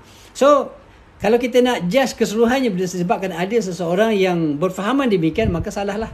Kita rangkum semua sekali macam kalau kita kata, okey, bila dalam kabinet Datuk Seri Anwar Ibrahim yang diumumkan semalam ada Zahid Hamidi yang terlibat dengan rasuah, maka apakah kita nak katakan semua PH rasuah? Tidak. So kita fokus kepada orang yang tertentu lah. Kalau kes Zahid Hamidi ni dilepaskan, memang sah lah. Maknanya itu adalah satu perkara yang salah. Okey? PAS tutup judi terus. Okey? Apa yang baik, saya supaya prinsip simple je sahabat-sahabat. Apa yang baik datang daripada mana pun saya akan terima. Saya tidak menafikan kebaikan yang ada dalam PAS. Yes, betul. PAS tutup judi terus. Alhamdulillah, tahniah pada PAS. Okey? Dalam PAS tidak ada pemimpin yang rasuah. Alhamdulillah, tahniah PAS. Okey, cuma saya nak tegur, bukan nak tegur lah. Nak tegur kan rasa macam kita ni hebat sangat. Nak tegur ulama pula kan, kita lah apa benda sangat kan, bukan ulama pun. Kadang-kadang orang tak iktiraf kita ulama kan. Tetapi apa yang perlu diperbetulkan dalam PAS adalah sikap mereka terhadap orang yang bukan Islam. Okey, sikap mereka kena ikut apa yang dibuat oleh Nabi sallallahu ini pandangan ikhlas saya. Jangan jadikan sentimen politik, sentimen sifat Melayu sebagainya dan menganggap orang yang bukan Islam itu musuh, maknanya melihat mereka sebagai maknanya ancaman kepada negara, maka tukar sikap itu. Kalau PAS boleh merubah, saya yakin maknanya satu hari akan berlaku gabungan itu, gabungan umat-umat Islam. Okey, sekarang ni alasan mereka tidak mahu bergabung dengan Pakatan Harapan kerana dalam tu DAP. Kalau kita boleh ubah sikap persepsi kita terhadap DAP. Okey, DAP seperti mana yang saya jelaskan di awal tadi, DAP adalah orang bukan Islam. Baik, kita tengok hukum di dalam macam mana Nabi SAW melayan orang yang bukan Islam. Kalau kita tengok macam saya sebutkan di awal tadi, Islam memberikan perlindungan yang sepenuhnya kepada orang bukan Islam. Harta orang yang bukan Islam tidak boleh dicuri, tidak boleh dirompak dan sebagainya, kerana hukuman yang sama diberikan. Kalau mencuri harta orang yang bukan Islam akan dikenakan hukuman potong tangan. Kalau membunuh orang yang bukan Islam juga dikenakan hukuman qisas. Itu perundangan Islam yang ada. Jadi kita kena lihat orang yang bukan Islam ini sebagai sahabat kita yang duduk bersama-sama dalam satu negara dengan aman dan harmoni. Kita respect mereka, mereka respect kita. Kita boleh duduk maknanya dengan penuh orang kata rasa muhibbah, dan respect each other. Okey, tidak maknanya cuba melihat mereka sebagai musuh, sebagai ancaman. No, mereka adalah rakyat Malaysia yang diberikan hak untuk hidup dalam negara ini, dan itu adalah ketetapan Allah SWT. Okey, kalau PAS boleh ubah dia punya persepsi, maka kalau alasannya adalah DAP, maka kalau mereka mengubah persepsi mereka terhadap DAP, terhadap orang yang bukan Islam, sama mereka melihat gerakan yang ada dalam PN.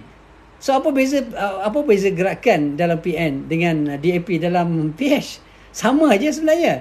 Mereka sama-sama bukan Islam. So kalau PAS boleh menerima gerakan, kenapa tidak boleh menerima DAP? Itu persoalannya. Kalau kita treat orang yang bukan Islam sama dalam Perikatan Nasional yang ada gerakan, sepatutnya persepsi yang sama kita lakukan, kita wujudkan dalam diri kita terhadap orang yang bukan Islam dalam DAP, sebab mereka sama-sama bukan Islam. Okey, so kalau PAS ni boleh berubah sikap, jangan terlalu keras kepada orang yang bukan Islam. Okey, ikut peraturan, ikut apa yang Nabi bawa, maka saya nampak PAS akan lebih hebat akan datang. Sekarang ni yang memenangkan PAS adalah, bagi saya pandangan, adalah persepsi buruk yang dilemparkan. DAP adalah ancaman kepada negara, ancaman kepada orang Melayu, DAP menentang Islam.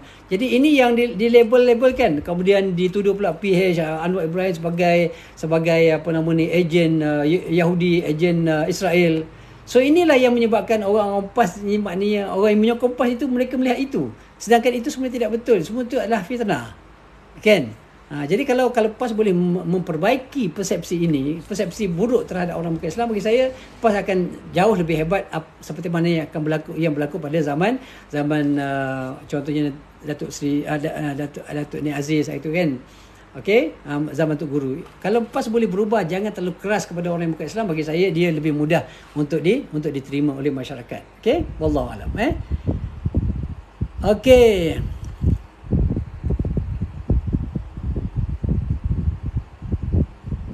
Okey, bagi saya simple je. Bagi saya macam biasa. Bila kita tidak memberikan penjelasan yang jelas, okey? Alright, kalau kita tidak memberikan penjelasan yang jelas. Okey, saya nak kata bahawa DAP tu kena fikir-fikir baik sikitlah. Kalau nak buat tuduhan yang melulu, yang membuta tuli, yang membabi buta tu, kena kaji dululah. Sebab tuduhan itu apa asas dia? Okey? Apa asas dia? So asas dia kalau kita tengok, okey, saya suka membawa apa-apa kes pun kepada prinsip Islam. Okey, kalau apa yang kita bawa itu bertepatan dengan prinsip Islam, okey, kita ikut. Okey, kita ikut.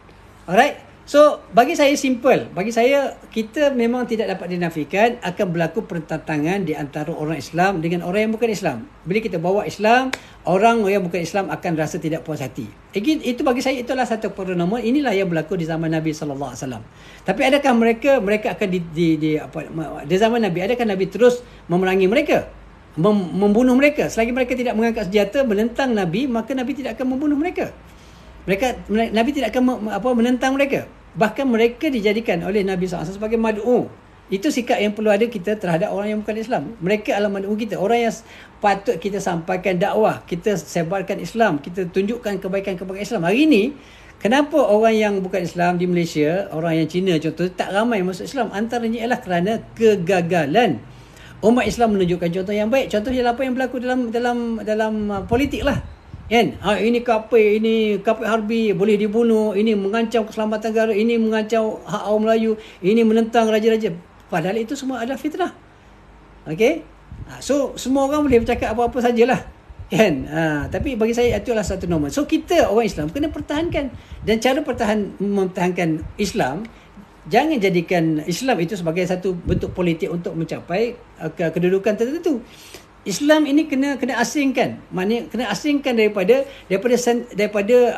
matlamat keduniaan. Tak boleh. Islam kena letakkan agenda Islam untuk mempertahankan Islam di parlimen, bentangkan, jelaskan, bahaskan dan minta sokongan daripada khususnya orang-orang Islam. Orang yang bukan Islam dia akan menentang macam mana pun dalam perundangan yang ada, dalam konsep politik kita yang berasaskan pada parlimen, pada majoriti. Maka kalau mereka menentang macam mana, dia bangun menentang dekat parlimen contoh, tapi yang menyokong Islam ini lebih ramai, maka menang Islam. Siapa masalah dia? Dia attack pembentangan. Okey, bila yang penting kena kuat. Sebab itulah saya cakap orang-orang Islam ni kena bersatu. Tapi bila ajak bersatu tak nak bersatu. Lepas tu duk marah dekat AP. So, kaedah untuk menyelesaikan masalah adalah bersatu. Kesatuan itulah menjadi kekuatan umat Islam. Tapi umat Islam berpecah. Masing-masing gila nak dapatkan jawatan. Nak ajak bersatu tak mau sebab tak boleh jadi PM. Contoh. Jadi, kita kena ubah. Ni minda kita. Pemikiran kita kena ubah. Yang sebab itulah kalau kita nak jadi kekuatan, maknanya sebab itulah Allah Ta'ala pun pesan. Kita baca je ayat tu pandai tapi tak laksanakan bila bab pemerintahan. Tak nak sebab tak dapat jawatan dan sebagainya. Sedangkan Allah Ta'ala dah pesan. Ayat ni selalu kita baca. Mana-mana pihak orang baca. Wa'tasimu bihablillah jami'an. Berpegang dengan tali Allah. Wala tatafarraqu. Janganlah berpecah belah. Sekarang kita berpecah belah. Kita melanggar ayat Quran. Tapi dakwahnya, dia punya ceramahnya muka hebat. Tapi bila nak bersatu tak mau. Melanggar hukum Allah, melanggar arahan Allah SWT. Jadi kekuatan yang boleh kita capai di Malaysia ini oleh kerana kita mengamalkan sistem demokrasi ialah gabungan di antara parti-parti yang ada. Okey, bila contoh bergabung semua, kalau kita tengok akan ramai yang Islam berbanding dengan yang bukan Islam. Tapi sekarang kalau tinggalkan PH dengan DAP dengan Amanah saja contohnya, jadi DAP mungkin menang lagi besar, lagi banyak. So bila menang lagi banyak, maka dengan sendirinya dia akan menjadi suara yang kuat macam berlaku 22 sebelum semasa 2018. Jadi sebab itulah gabungan ini sangat penting. Gabungan yang dibuat oleh Datuk Seri Anwar Ibrahim bagi saya adalah sangat bagus sebab bila dia masukkan, bila lagi ramai parti-parti yang Islam masuk, maknanya contoh je, walaupun mereka mempunyai kaedah dan juga dia punya prinsip perjuangan yang berbeza-beza macam UMNO, tapi dia meramaikan. Sebab itu jumlah ini sangat penting. Ya, sebab tu untuk menyelamatkan negara, saya sangat-sangat gembira, seronok kalau contohnya PN pun turut bersama dengan Pakatan Harapan dan perbetulkan persepsi terhadap DAP, maka saya rasa mereka akan membawa satu senario politik yang sangat berbeza, yang sangat hebat. Tapi kegagalan mereka untuk bersatu, bahkan Agung dah bagikan, dah bertitah untuk bergabung, tak nak bergabung. Jadi satu penerakaan kepada Yang di-Pertuan Agong, yang keduanya menolak ayat Al-Quran yang menyuruh kita wa'tasimu bihablillah. So kalau ini sikap yang ada pada pimpinan yang ada, khususnya daripada PN, maka sampai bila umat Islam akan jadi lemah? Nak lemah kena bersatu, itu saja kaedah dia. Nak menghapuskan kelemahan kita, nak jadi kumpulan yang kuat, wajib bersatu. Saya selalu bercerita dengan pelajar-pelajar, kalau yang ideanya adalah semua parti-parti yang ada ni contohnya bubarkan semua, bentuk satu parti yang menggabungkan semua umat Islam di dalamnya. Contoh, bukan kita nak resis tapi kita nak memertabatkan Islam, itu kaedah dia. Sebab kalau kita umat Islam tidak boleh bergabung dan kita terpaksa bergabung dengan yang bukan Islam, maka sampai bila pun, sebab tu sampai bila pun Islam ini tidak boleh dimartabatkan. Sampai bila pun kita nak tegakkan undang-undang Islam, kita nak tegakkan negara Islam, tak mungkin akan berlaku sebab dalam tu kita terpaksa bergantung dengan yang bukan Islam untuk memberikan sokongan. Okey, jadi sebab tu mau tak mau kita orang Islam, saya selalu sebut pada pelajar, kalau boleh digabungkan semua parti-parti Islam, tetapi tanpa menyatakan bahawa ini mana DAP adalah musuh, tak. Kita nak demi Islam. Okey, bukan demi jawatan, demi Islam, demi future of Islam, okey, masa depan Islam, masa depan umat Islam, supaya Islam ini boleh ditegakkan di negara kita. Maka kaedah yang paling baik dan satu-satunya kaedah yang saya nampak adalah penggabungan antara parti-parti yang ada orang Melayu, orang Islam dalamnya, bergabung semua. So bila bergabung, automatically majoritinya akan adalah terdiri pada orang Islam. Kalau orang yang bergabung dalam satu parti ini, okey, maknanya mereka memang nak Islam, maka Islam akan tertegak dalam negara kita. Tapi selagi mana kita terpaksa bergabung dengan mana-mana komponen parti yang bukan Islam, maka selagi itulah saya melihat bahawa adalah satu perkara yang saya selalu cerita. Kalau di Malaysia ini, berdasarkan senario politik yang ada, adalah mustahil untuk laksanakan undang-undang Islam di negara kita. Apatah lagi kalau masing-masing bertelaga, masing-masing tak nak duduk bersama, tak nak bincang, tak nak bergabung. Jadi selagi mana itulah Islam akan jadi lemah. Kerana terpaksa kita bergantung kepada mereka yang bukan Islam, okey, untuk menegakkan kerajaan. Okey, so bersatulah sahabat-sahabat. Parti-parti politik, pemimpin politik, sepatutnya mereka duduk bincang secara serius, ketepikan segala bentuk perbezaan-perbezaan dan bersepakat dalam satu perkara yang boleh dipersepakati, kan. Jadi itu adalah satu solusi sebenarnya untuk menjadi kekuatan bagi umat Islam. Jadi sahabat-sahabat, okey, agak panjang hari ni saya bercerita. Alright, tapi tak apa, parti agama Islam tapi memfitnah. Okey, kalau kita bersatu baru bergantung. Okey, kluster mahkamah di Islam akan dimartabatkan. No. Macam saya sebutkan tadi, yang mahkamah tetap mahkamah, yang salah tetap akan salah, akan dibicarakan. Okey, kita tunggu kalau sekiranya dilepaskan, baru kita boleh bercakap. Tapi selagi mana tidak dilepaskan, tanpa melalui proses-proses yang sepatutnya, maka kita tunggu dan lihat. Okey, kita tunggu dan lihat. Okey. PN saya rasa elok jadi pembangkang, cuma sekarang okey. Ya, bagus sebenarnya. Okey, sebenarnya sahabat, bagi saya lah, pandangan saya, walaupun tidak berada dalam blok pembangkang, okey, sebenarnya kalau bergabung pun semuanya sebenarnya boleh ada pembangkang sebenarnya, tidak ada masalah. Macam kita dalam satu syarikat, contoh dalam satu syarikat kita ada shareholders yang ramai. Okay, so bila kita nak buat decision, walaupun berada dalam satu company, okay, semua shareholders of the company, tetapi kalau kita nak buat satu-satu keputusan, kita kena dapatkan suara majoriti, betul tak? Majoriti, yes. Mereka akan setuju. Okey, katalah kita nak buat projek. Satu company nak buat projek. Dan projek tu dia punya modal dia katalah 10 juta. Contoh kan. So, dia kena bentangkan dia punya perancangan dia macam mana, dia punya ROI dia macam mana, projek ni berjalan berapa lama, siapa yang terlibat, okey, macam mana nak laksanakan dia, macam mana nak memperoleh kejayaan, siapa lagi partner-partner yang dia ambil. Contoh, dia akan bincang-bincang, akan dibentangkan dalam syarikat tersebut. Okey, dalam board of our directors contohnya. So, dalam board of directors akan adalah perbincangan, okey, ada yang bangkang, ada yang tak setuju, ada yang setuju bawa dia punya hujah-hujah dia, yang tak setuju bawa hujah-hujah dia. Dan at the end of the day, bila dah perbincangan dah berjalan, okey, akhirnya maknanya dia punya CEO akan menentukan yang mana yang lebih kuat hujah-hujah dia. Yang itulah yang berjalan. So, sama juga kalau dalam kerajaan, semua parti-parti ni bergabung. So dalam parti yang bergabung itu, bila nak buat satu-satu projek, nak jalankan nak bentangkan, contohnya nak bentangkan bajet. So bajet dibentangkan sekian-sekian, maka lepas itu boleh dibincangkan, boleh didebatkan. Yang setuju, okey setuju, yang tak setuju bawakan dia punya hujah-hujah. Kenapa? Contoh, nak buat projek katalah nak buat projek kereta terbang, contohlah, sebab dulu ada pernah dicadangkan. Okey, so kena bawa lah hujah-hujah dia. Okey, bajet dia berapa je? Okey, kalau 10 bilion contohlah, tajuk nak buat secara commercialize, nak keluarkan. Okey, jadi kena bincang lah. Walaupun dalam satu gabungan, katalah contoh satu parti kat Malaysia ni, satu parti digabungkan jadi satu. Okey, contohnya parti Satu Malaysia, contoh macam Najib bagi tahu. Okey, katalah kita terima idea parti Satu Malaysia. Satu Malaysia ni maknanya semua sekali. Okey, ataupun Parti Gabungan Rakyat Malaysia.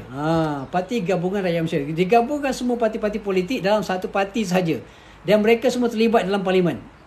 Tapi parlimen mungkin kena besar sikit sebab banyak gabungan kan. Okey. Contoh. Dan kemudian semuanya adalah dianggap sebagai parti kerajaan. Tetapi dalam parti kerajaan itu, of course takkan ada semua orang yang menyokong. Okey? Sebab dia kena menyokong berdasarkan kepada fakta. Okey, nak bentang, nak buat satu projek kena ada dia punya perancangan dia macam mana, bajetnya macam mana, kan? Dia punya daya saingnya macam mana. Okey, contohnya. Alright? So, kalau ada yang tak setuju akan membangkang. Kalau membangkang bila dia buat undian, walaupun dalam satu kerajaan dia buat undian. Okey, undian. Okey, siapa yang sokong? Siapa sokong angkat tangan, contoh angkat tangan. So, kiralah oleh kerana kita mengamalkan konsep majoriti, maka yang majoriti akan menang. Walaupun dalam satu parti gabungan yang besar. So bukan bermakna bila kita kena dalam blok yang berbeza jadi pembangkang. So kalau PN bergabung dengan PH, so saya fikir maknanya masih boleh dilakukan. Maksudnya mungkin akan berlaku selepas ini robakan kabinet dan sebagainya. Boleh berlaku tapi yang penting dia mesti ikhlas, bukan berasaskan kepada matlamat peribadi.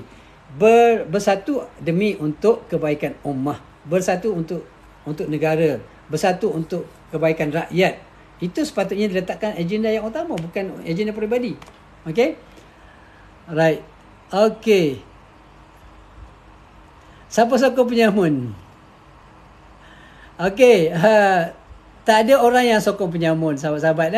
Ini sentimen lah ni. Okay. Bila dia masuk, macam saya sebutkan tadi, bila dia masukkan seorang dalam ini adalah kerana tuntutan politik, sahabat-sahabat. Kena faham Alright. Kena memahami konsep berpolitik. Politik ni itulah keadaan dia. Ada kalanya kalau kita memang kuat, kita boleh memerintah sendirian tanpa perlukan orang lain. Tetapi bila kita tidak kuat, kita terpaksa bergabung. So, bila kita nak bergabung, okay, bila kita nak bergabung, kita kena cari siapa yang nak bergabung dengan kita. Okay? Alright. Okay, ini kasar ni sahabat kita ni. Ini memang tak tahulah siapa yang ajar dia, siapa yang dapat tarbiyah daripada mana. So perkataan-perkataan yang kasar tu tolonglah elakkan Alright. So supaya kita ni tidak digambarkan sebagai manusia-manusia yang tidak berakhlak Alright. Nak cakap lah, nak bincang-bincang, tak ada masalah. Tak perlulah guna kalimah-kalimah yang babi dan sebagainya kan.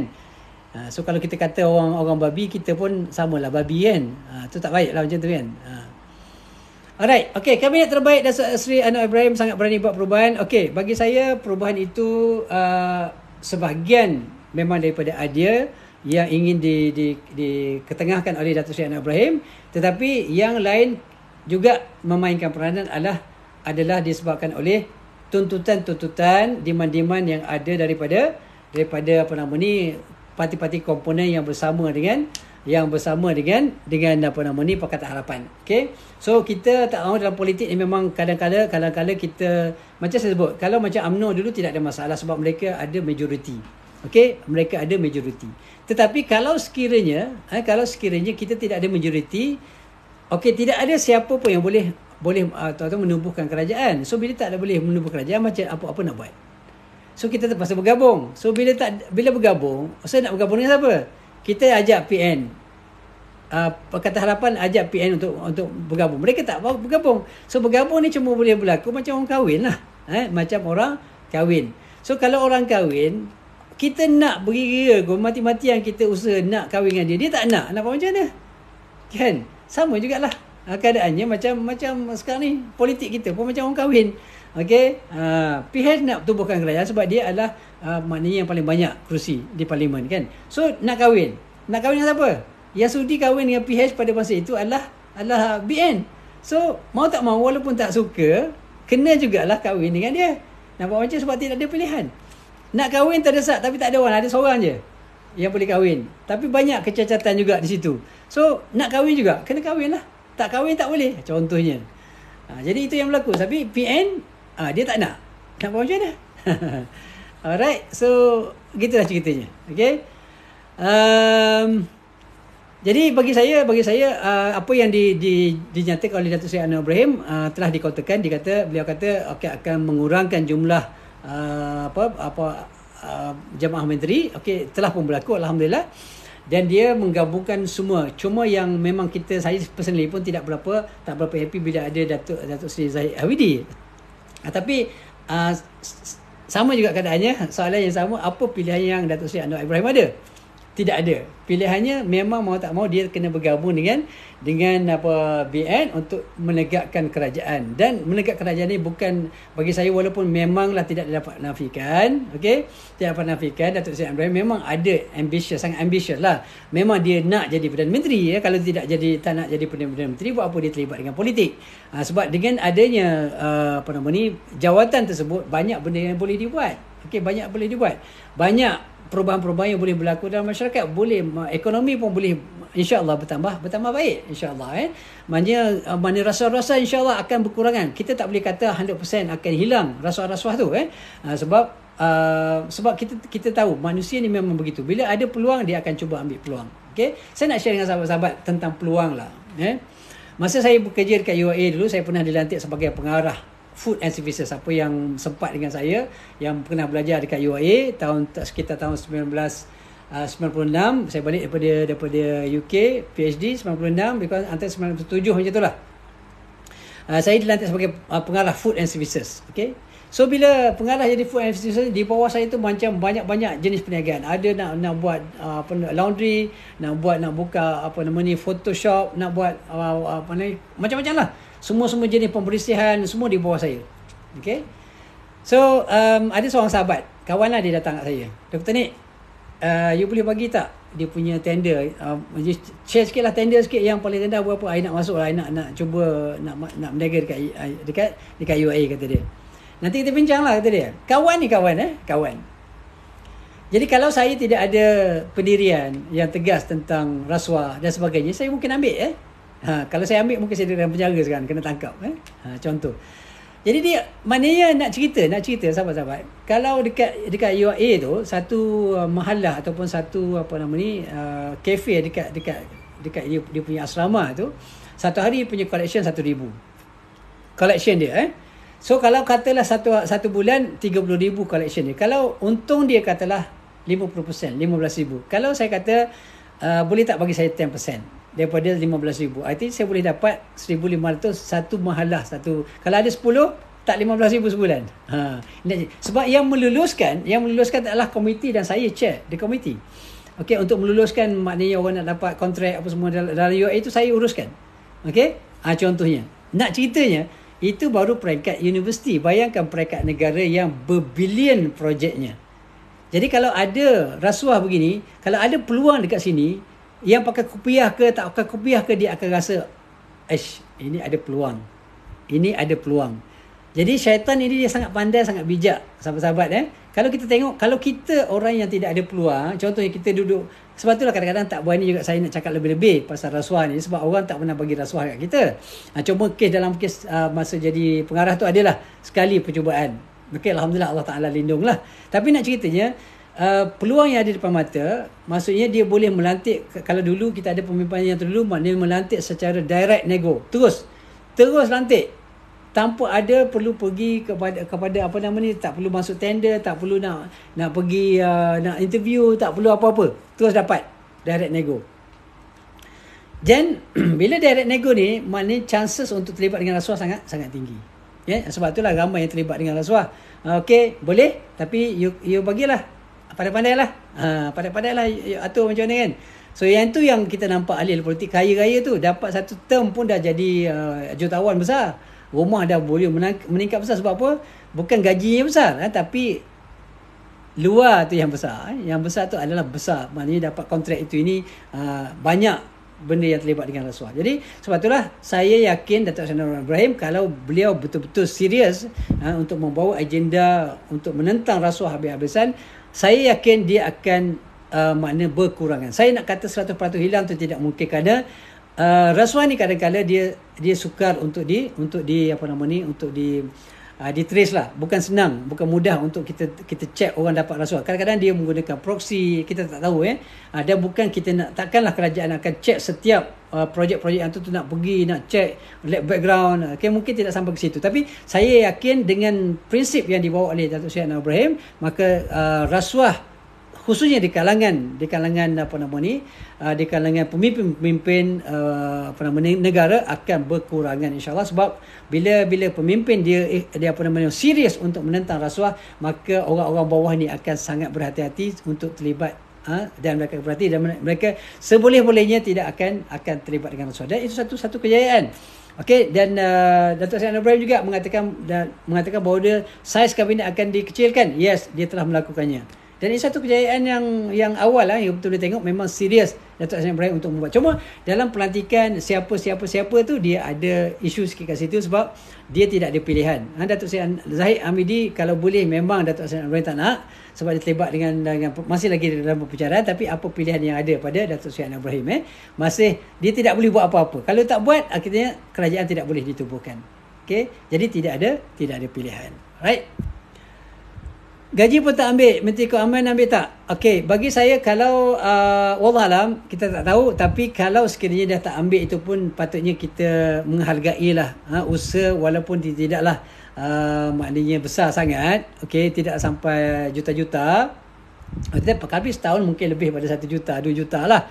Kalau katalah 100,000 gaji PM, contoh saya tak tahu baru kalau setahun baru 1.2 juta. Tak banyak lah kalau dalam sebuah negara penyimatan. Tapi kalau 1.2 juta itu kalau dibagikan kepada rakyat, contoh bantuan, dia dah boleh memberikan mungkin kepada 1,000 orang. Contoh kalau bagi RM100 seorang, mungkin 100,000 orang, 1,000 orang RM100, saya pun tak kerti lah. Matematik ni lemah sikit. So katalah kalau 1.2 juta tu boleh berikan RM100, okey, ataupun RM1,000 kepada 1,000 orang. Itu satu perkara yang sangat bagus. Itu pun sangat bagus.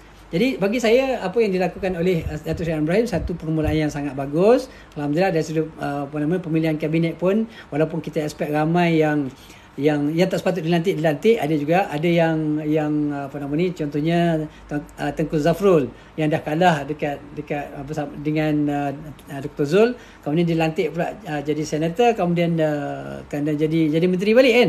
Jadi itu kita tak boleh nak buat apa sebab itu adalah permintaan, bagi saya ia adalah permintaan daripada parti, daripada gabungan Barisan Nasional. So apa saja yang dicadangkan oleh mereka, mau tidak mau Datuk Seri Anwar Ibrahim kena terima, sebab kalau tak terima dia kata kami tarik diri, tak akan menyokong. Bila tak akan menyokong maka akan jatuh kerajaan, tak boleh ditegakkan kerajaan. Bila tak boleh tegakkan kerajaan maka akan jadi masalah. Siapa dia? Masalahnya kita juga, rakyat yang akan jadi masalah. Betul tak sahabat-sahabat? Jadi kita tidak sokong penyamun sahabat-sahabat. Memang lagu itu lagu yang memang sangat famous lah, sangat orang kata viral lah masa pilihan raya itu kan. Saya pun suka lagu tu. Hoi hoi hoi kan. Tapi itu fakta sebab ramai, bukan semua tapi ramai di kalangan mereka yang terlibat dengan rasuah. Sebab itulah macam ramai juga di kalangan mereka yang tidak dinaikkan sebagai menteri. Contohnya Bung Mokhtar terlibat dengan rasuah, masih lagi perbicaraan, jadi tidak dilantik. Okey, Syed Saddiq juga terlibat dengan perbicaraan, juga tidak dinaikkan. Lim Guang Eng pun juga tidak dinaikkan.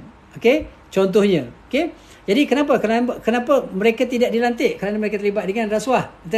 Mereka ini terlibat dengan dalam perbicaraan. Tetapi kenapa Zahid Hamidi tidak ada pilihan? Kalau yang lain ada pilihan lagi, tak lantik pun tidak ada masalah. Okey, tetapi Zahid Hamidi tidak ada pilihan. Bukan Zahid Hamidi ni bersih, tak. Zahid Hamidi masih lagi terpaksa dan mesti berhadapan dengan kes. Okey, dan saya tidak fikir Datuk Seri Anwar Ibrahim akan masuk campur dalam kes-kes yang melibatkan perbicaraan.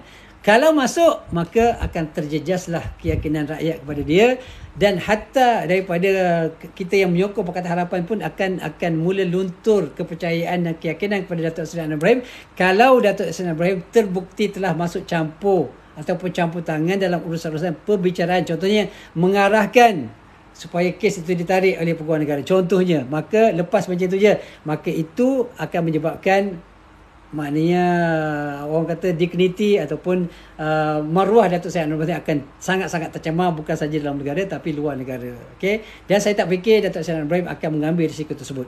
Bagi saya Datuk Seri Anwar Ibrahim lebih rela mana dijatuhkan dan tidak lagi jadi Perdana Menteri, kerana bagi saya Datuk Seri Ibrahim adalah man of principle. Mereka seorang yang sangat kuat berpegang kepada kepada prinsip-prinsip yang nak dibawa ke dalam negara. Okey. Alright, sahabat-sahabat, dah 8:09 tadi 8 okey 7:30 8:30 dekat 2 jam dah kita bersama. Okey, terima kasih kepada sahabat-sahabat yang masih lagi bersama. Alright, alhamdulillah. Okey, mudah-mudahan apa yang kita bincang ini ada sedikit sebanyak kebaikan lah. Walaupun saya ni bukan orang politik, saya ahli amanah lah, alhamdulillah. Tapi bukan ahli bukan AJK, bukan apa, ahli biasa-biasa sahaja. So saya cuma ada rasa bertanggungjawab lah untuk bersama-sama untuk memperjuangkan keadilan, bersama-sama memperjuangkan kebenaran, menolak semua bentuk kebobrokan yang berlaku dalam masyarakat, rasuah kita tolak habis-habisan. Tapi dalam kes Zahid Hamidi ni dia special case lah, kita kata dia dipanggil sebagai satu exception lah, satu bentuk pengecualian yang memang kita tidak mahu, tapi kita tidak ada pilihan kecuali untuk melakukan hal demikian. Okey. Okey, jap yang yang spam ni kita block lah dia. Tidak bermanfaat pun dia ada kat sini. Okey, kita block Zombaha. Minta maaf Zombaha, saya block lah sebab dia merosakkan kita punya ni kan. Ada lagi nak kena block sini. Cinta Piau. Okey, kita block juga. Okey. Okey, supaya dia tidak mengacau. Kita nak sembang-sembang, kita nak cari kebaikan. Okey. Okey, sama juga Faziha. Minta maaf kita kena block. Okey. Ni proses pemblokan. Siapa nak bincang, nak cerita elok-elok boleh. Tapi kalau nak mari kacau-kacau tak payah. Okey. Okey, nak debat atau kritik tiap. Okey, Taib yang berakal betul. Blok lah. Mengacau apa kan. Orang Islam pandai tak koyak pun. Tapi dia mengganggu fikiran. Kita payah nak bincang. Kalau nak bawa hujah-hujah, bawa. Okey, tanya soalan. Okey, fine. Nak bagi pandangan. Okey, boleh, tak ada masalah. Okey. Saya macam saya sebut. Betul, saya tidak bias. Kalau Datuk Seri Anwar Ibrahim buat satu benda yang salah, saya antara orang yang pertama bangun. Bangun untuk menentang. Okey, bangun untuk menentang. Kalau contoh dia lepaskan Zahid Hamidi tanpa sebab, tanpa melalui proses yang betul, saya akan bangun dan akan menentang dia. Okey? Jadi kita bukan ta'assub macam setengah orang tu. Ta'assub, bila pemimpin kata tu macamlah ibarat dia macam apa dia? Ibarat macam kitab suci Al-Quran lah. Contohnya macam tu. Okey? Tapi kita tidak. Okey, Tuan boleh cerita sikit Menteri Agama. Ini pun satu soalan macam ni lah yang saya nak kan. Inilah saya nak. Okey. Saya personally kenal, alhamdulillah, Dr. Naim ni yang Arif lah. Kita sama-sama sebenarnya berada dekat UAE. Beliau pernah bermula sebagai pensyarah dekat ICOL, dekat Ahmad Ibrahim College of Laws. Dan alhamdulillah lepas tu beliau mula terlibat dengan mahkamah, menjadi hakim di mahkamah. Dia bermula dekat Selangor, kemudian akhirnya dia naik pangkat sehinggalah menjadi ketua hakim syar'i, kalau tak silap saya jawatan terakhir beliau. Ada pengarah Jabatan Kehakiman Malaysia, JKSM, pengarah JKSM, dan akhirnya beliau dilantik sebagai Menteri Agama. Dan kalau cerita tentang peribadi dia, masya-Allah, bukan nak angkatlah, dia pun tak ada kat sini tapi saya kenal personally seorang yang sangat tawaduk, seorang yang sangat merendah diri, dan kita selalu dengar beliau bercakap dekat IKIM tentang masalah kekeluargaan dan sebagainya. Dan seorang yang sangat hebatlah ilmu dari sudut perundangan Islam, khususnya dari kekeluargaan Islam dan sebagainya. Dia seorang yang hebat, seorang yang sangat berilmu dan sangat tawaduk. Dan saya yakin yang Arif dan Dr. Naim boleh menjalankan tugas dengan baik dan berdasarkan kepada pengalaman beliau dalam mentadbir dengan JKSM dan sebagainya. Dan saya yakin dia boleh mengendalikan Kementerian Agama ni sebagai Menteri Agama dengan baiklah, insya-Allah. Itu yang kita harapkan, insya-Allah, sebab dengan ilmu yang ada, dengan pengalaman yang ada, dan saya pernah bersama beliau juga dalam dulu kita pernah dilantik semasa PH pemerintah. Saya pernah dilantik sebagai AJK dalam AJK teknikal lah, undang-undang syariah dan sivil, dan beliau sebagai pengarah JKSM juga sebagai salah seorang daripada member, dan kami pernah duduk bersama berbincang berkaitan dengan isu-isu berkaitan agama, berkaitan dengan contoh undang-undang untuk meletakkan undang-undang murtad contohnya, itu pernah kita bincang dan beliau ada bersamalah. Dan pernah, jadi saya personally kenal beliau, dan beliau sangat seorang yang sangat bagus, sangat berakhlak, yang sangat tawaduk, tidak meninggi diri dan sebagainya. Jadi kita harapkan yang terbaik untuk Yang Amat Arif, Datuk Dr. Naim, insya-Allah, sebagai Menteri Agama yang baru.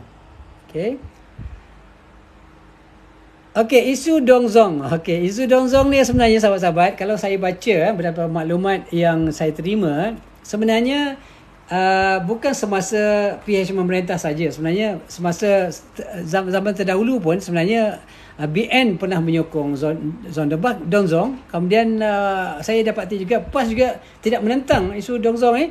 Cuma bila sekarang dibangkitkan kembali semasa Datuk Seri Anwar Ibrahim mengambil tampuk pemerintahan negara, maka ini ditimbulkan balik. Sebenarnya isu Dongzong ni bukanlah isu yang bagi saya ginilah mudahlah. Bila macam saya sebutkan di awal tadi, kita orang Melayu akan mengangkat agenda-agenda Melayu, betul? Dan orang Cina akan mengangkat isu-isu orang Melayu. Okey, kemudian orang Cina akan mengangkat isu-isu orang Cina, dan orang India akan mengangkat isu-isu orang India. Okey, baik sekarang ni kalau tuntutan itu tidak bercanggah dengan perlembagaan. Contohnya, tidak bercanggah dengan perlembagaan, tidak menjejaskan hak-hak keistimewaan orang Melayu, tidak menjejaskan kedudukan raja-raja Melayu, maka bagi saya kalau ia yang boleh memberi manfaat, dan sebab manfaat, bila kita cerita tentang manfaat, kebaikan ini kita tidak boleh hanya melihat dari sudut kita orang Melayu. Kita kena lihat daripada secara keseluruhan. Adakah dia adil dari sudut hukum syarak? Hukum syarak juga perlu dijadikan pertimbangan. Adakah adil? Contohnya, adakah memang ada kebimbangan mana bila kita contohnya ada UEC diberi pengiktirafan, maka contohnya perpaduan negara akan menjadi semakin sukar untuk dicapai, sebab ialah orang Cina akan pergi sekolah Cina, dan sekarang ni kita tak dapat nafikan sekolah Cina memang ada. Dan usaha-usaha untuk penyatuan, untuk menjadikan satu sekolah, maknanya satu sekolah yang mana dalam satu bumbung semua Cina, Melayu, India berada satu sekolah, dan kita tak nak sekolah vernacular ni, mana tak nak sekolah-sekolah yang berasaskan race ni, Cina, sekolah Cina, Melayu, sekolah Cina, Melayu, India, sekolah India, kita kalau tak nak. Okey, tapi ia tetap wujud dan dia tidak boleh dihapuskan, sebab itu kehendak dan keinginan mereka yang ada dalam negara. Kecualilah ini boleh kita elakkan bila semua orang Islam bersatu, dan Islam itu menjadi agama, Islam itu mana memerintah, orang Islam Melayu memerintah dan menjadi majoriti, maka pada masa itu boleh diletakkan, boleh dijadikan satu bentuk undang-undang. Okey, undang-undang mengatakan bahawa semua sekolah wajib disatukan. Tidak ada demi perpaduan rakyat negara Malaysia. Contoh, maka walaupun orang DAP tak sokong, gerakan tak sokong, contohnya MCA tak sokong, tapi mereka adalah suara minoriti dalam parlimen. So bila kerajaan memberikan cadangan bahawa sekolah-sekolah yang ada sekolah-sekolah jenis kebangsaan Cina ke India ke, contohnya, okey, tidak lagi boleh dilaksanakan bermula daripada 5 tahun daripada sekarang, maknanya tidak ada akan sekolah baru akan dibina. Okey, yang ada ini lepas 5 tahun mereka akan diintegratekan, masukkan dalam sekolah, satu sekolah integrasi. Integrasi mana antara kaum, sekolah integrasi antara kaum, semua masuk kat situ. Bolehlah buat kalau ada kesatuan, tapi kalau selagi mana tidak ada kesatuan, mereka akan terus menuntut.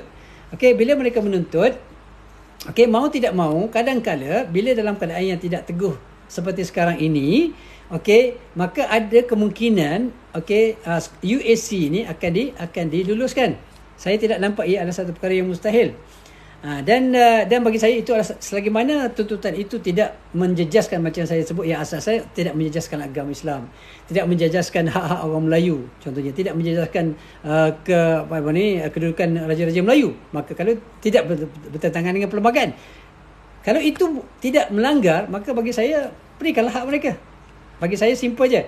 Selagi mana ia tidak bercanggah dengan undang-undang, tidak bercanggah dengan undang Islam, undang-undang negara, maka kenapa kita nak halang kalau itu boleh memberikan manfaat pada mereka? Sebab kita dalam isu sekarang ni kita tidak ada kuasa. Itu masalah dia. Kita terpaksa bergantung pada mereka, dan bila mereka tuntut sesuatu, maka mau tidak mau kadang-kadang kita terpaksa mengikut.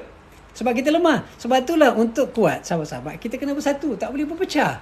Okey, barulah kita kuat, barulah orang tak boleh tuntut berbagai-bagai. Itu kaedah dia. Tapi tak nak pula, keras hati juga, degil juga, tak nak bersatu kan. Dah macam mana? So nak marah dekat China, nak marah dekat Donzong dan sebagainya. So bagi saya itu adalah satu isu yang sebenarnya boleh diselesaikan, tetapi dengan melalui kaedah kesatuan ummah. Okey? Dan kesatuan ummah ni tidak ada agenda peribadi, tak boleh. Kalau agenda kesatuan lah untuk dapat pangkat, untuk dapat kedudukan, maka tak boleh lah, tak akan sampai lah matlamat tersebut. Wallahu a'lam. Okey, apakah dasar perjuangan? Alright. Perjuangan apakah Reformasi adalah masih relevan? Please explain. Okey, bagi saya PKR ni adalah satu parti yang dia ada kepelbagaian, maknanya ideologi. Maksudnya dia bukan hanya stick, bagi saya dia membawa keadilan kepada semua rakyat. Walaupun kita nampak macam bila sebut keadilan untuk semua, kita macam orang Melayu macam mana? Tak. Dia memang kalau kata dengar ceramah-ceramah yang disampaikan oleh Datuk Seri Anwar Ibrahim pun, okey, prinsipnya adalah keadilan untuk semua tanpa mengira agama dan bangsa.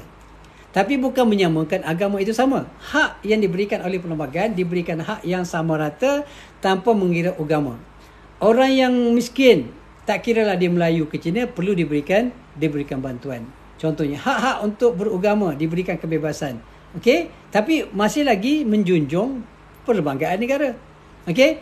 So reformasi ni bagi saya adalah untuk kita buat transformasi, macam reform, melakukan perubahan di dalam pentadbiran negara. Asasnya sekali antaranya rasuah, elakkan pembaziran, elakkan ketirisan yang berlaku dalam perlembagaan negara. Bagi saya itu satu perjuangan yang boleh diterima pakai dan tidak bercanggah dengan hukum syarak pun.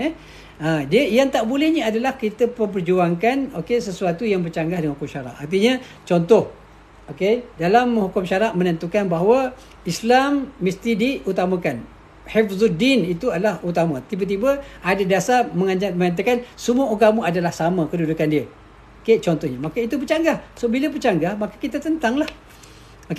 Saya bukan ahli politik, saya bukan ahli PKR, tapi apa yang saya dapat faham daripada sedikit pembacaan dan juga sedikit apa yang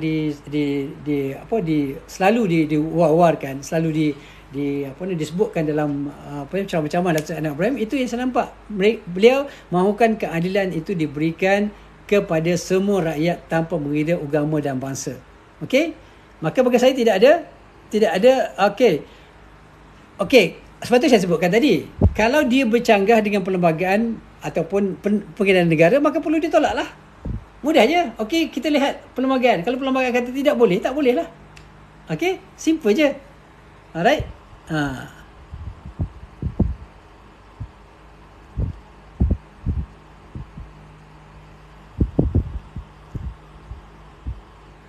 Adakah reformasi pembaharuan bergabung dengan sahabat kena faham dari sudut politik, saya sangat yakin bahawa Datuk Seri Anwar Ibrahim bergabung dengan orang yang pengamal rasuah. Pengamal rasuah ni pun macam saya sebutkan tadi, masih lagi belum diputuskan oleh mahkamah. Kalau betul dia disahkan mahkamah, maka dia kena letak jawatan lah. Maka terkeluarlah dia daripada kabinet. Tapi sekarang ni, macam saya sebutkan tadi, dia tidak ada pilihan. Macam saya sebutkan tadi juga di awal, kalau sekiranya PN bergabung dengan BN, sama juga kedudukan dia. Mau tak mau, kena ambil. Bahkan ada percubaan pun.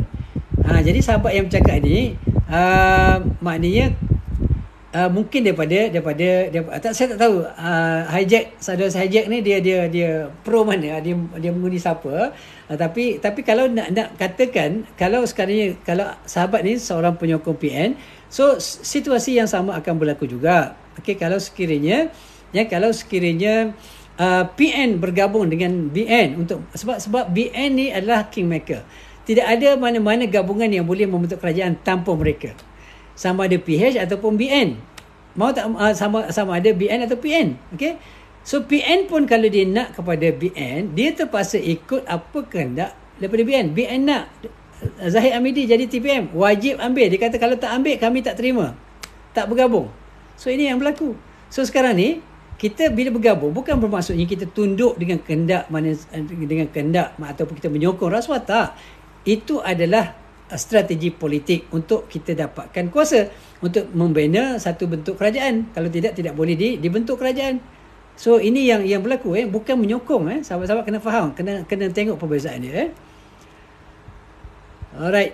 Okey sahabat-sahabat, saya rasa cukuplah, dah lebih kurang 2 jam kita bersama, dan mudah-mudahan adalah sikit sebanyak kebaikan daripada apa yang yang saya kongsikan sini. Mudah-mudahan ada kebaikan. Yang baik adalah daripada Allah SWT, yang tak baik, yang salah itu yang tak baik itu adalah kelemahan. Saya minta maaf banyak-banyak. Terima kasih banyak-banyak sahabat kerana bersama. InsyaAllah. Alright. Mudah-mudahan kembalilah kita kepada ketetapan Allah SWT. Segala-galanya adalah ketetapan Allah. Zahid Hamidi berada di situ, siapa yang tentukan adalah Allah. Kita balik kepada asas dia. Kita balik kepada asas dia. Jadi semua apa yang berlaku dalam dunia adalah ketetapan Allah SWT, maka kita terima dan redha, dan kita lihat dan perhatikan. Kalau ada berlaku apa kecacatan, kekurangan yang salah, bercanggah, kita bangun sama-sama menentang. Saya pun sama begitu sahabat-sahabat. Saya bukan jenis orang yang ikut membotol-tuli, ta'assub, salah betul pun ikut betul, tak. Kita akan sokong bila Datuk Seri Anwar Ibrahim dan juga kabinet yang ada melakukan kebaikan untuk rakyat. Kalau mereka, mana-mana menteri, mana-mana hatta Perdana Menteri pun, kalau buat silap, buat tak betul, kita pakat bangun, kita akan sama-sama menentang, insyaAllah. Itu hakikat dia. Sebab kita menyokong bukan batang tubuh Datuk Seri Anwar Ibrahim, tapi prinsip-prinsip yang nak dibawa. Yang dibawa dalam kerajaan. Kalau salah, kita sama-sama bangun menentang, insyaAllah. Mudah-mudahan Allah Ta'ala beri secara umumnya, selagi mana mereka tidak melakukan apa-apa yang bercanggah dengan hukum syarak, maka kita sokong, kerana itulah tuntutan dalam agama. As-sam'u wa ta'atu haqqun 'alal mar'il muslim fima habba aw kariha ma lam yu'mar bi ma'siyah, fa idza umira bi ma'siyatin fala sam'a 'alaihi wa la ta'ah. Nabi kata apa? Mendengar dan taat itu adalah satu kewajipan bagi orang mukmin. Ma lam yu'mar bi ma'siyah, selagi mana pemimpin-pemimpin itu tidak menyuruh kita melakukan kemaksiatan. Kalau mereka menyuruh kamu melakukan kemaksiatan, fala sam'a alaihi wala ta'ah, maka jangan kamu taat dan jangan kamu dengar kepada mereka. Setakat ini kita masih belum melihat apa-apa kecacatan, apa-apa perkara yang bertentangan dengan hukum syarak berlaku dalam kerajaan. Kalau ada, maka haram kita menyokong mereka, dan kita wajib bangun dan juga berusaha untuk menjatuhkan mereka dalam PRU ke-16 nanti. Tapi saya yakin insyaAllah pimpinan yang ada sekarang, yang dipimpin oleh Datuk Seri Anwar Ibrahim, insyaAllah akan menjadi kerajaan yang lebih baik, yang walaupun tidak sempurna, saya yakin kerajaan yang ada lebih baik daripada kerajaan yang terdahulu, insyaAllah. Itulah kita doakan. Mudah-mudahan Allah Ta'ala memakbulkan doa kita. Yang baik daripada Allah, yang lemah, yang kurang adalah kelemahan saya sendiri. Minta maaf banyak-banyak, dan terima kasih pada sahabat-sahabat yang bersama sepanjang live kita pada pagi ini, insyaAllah. Assalamualaikum warahmatullahi wabarakatuh. Syukran.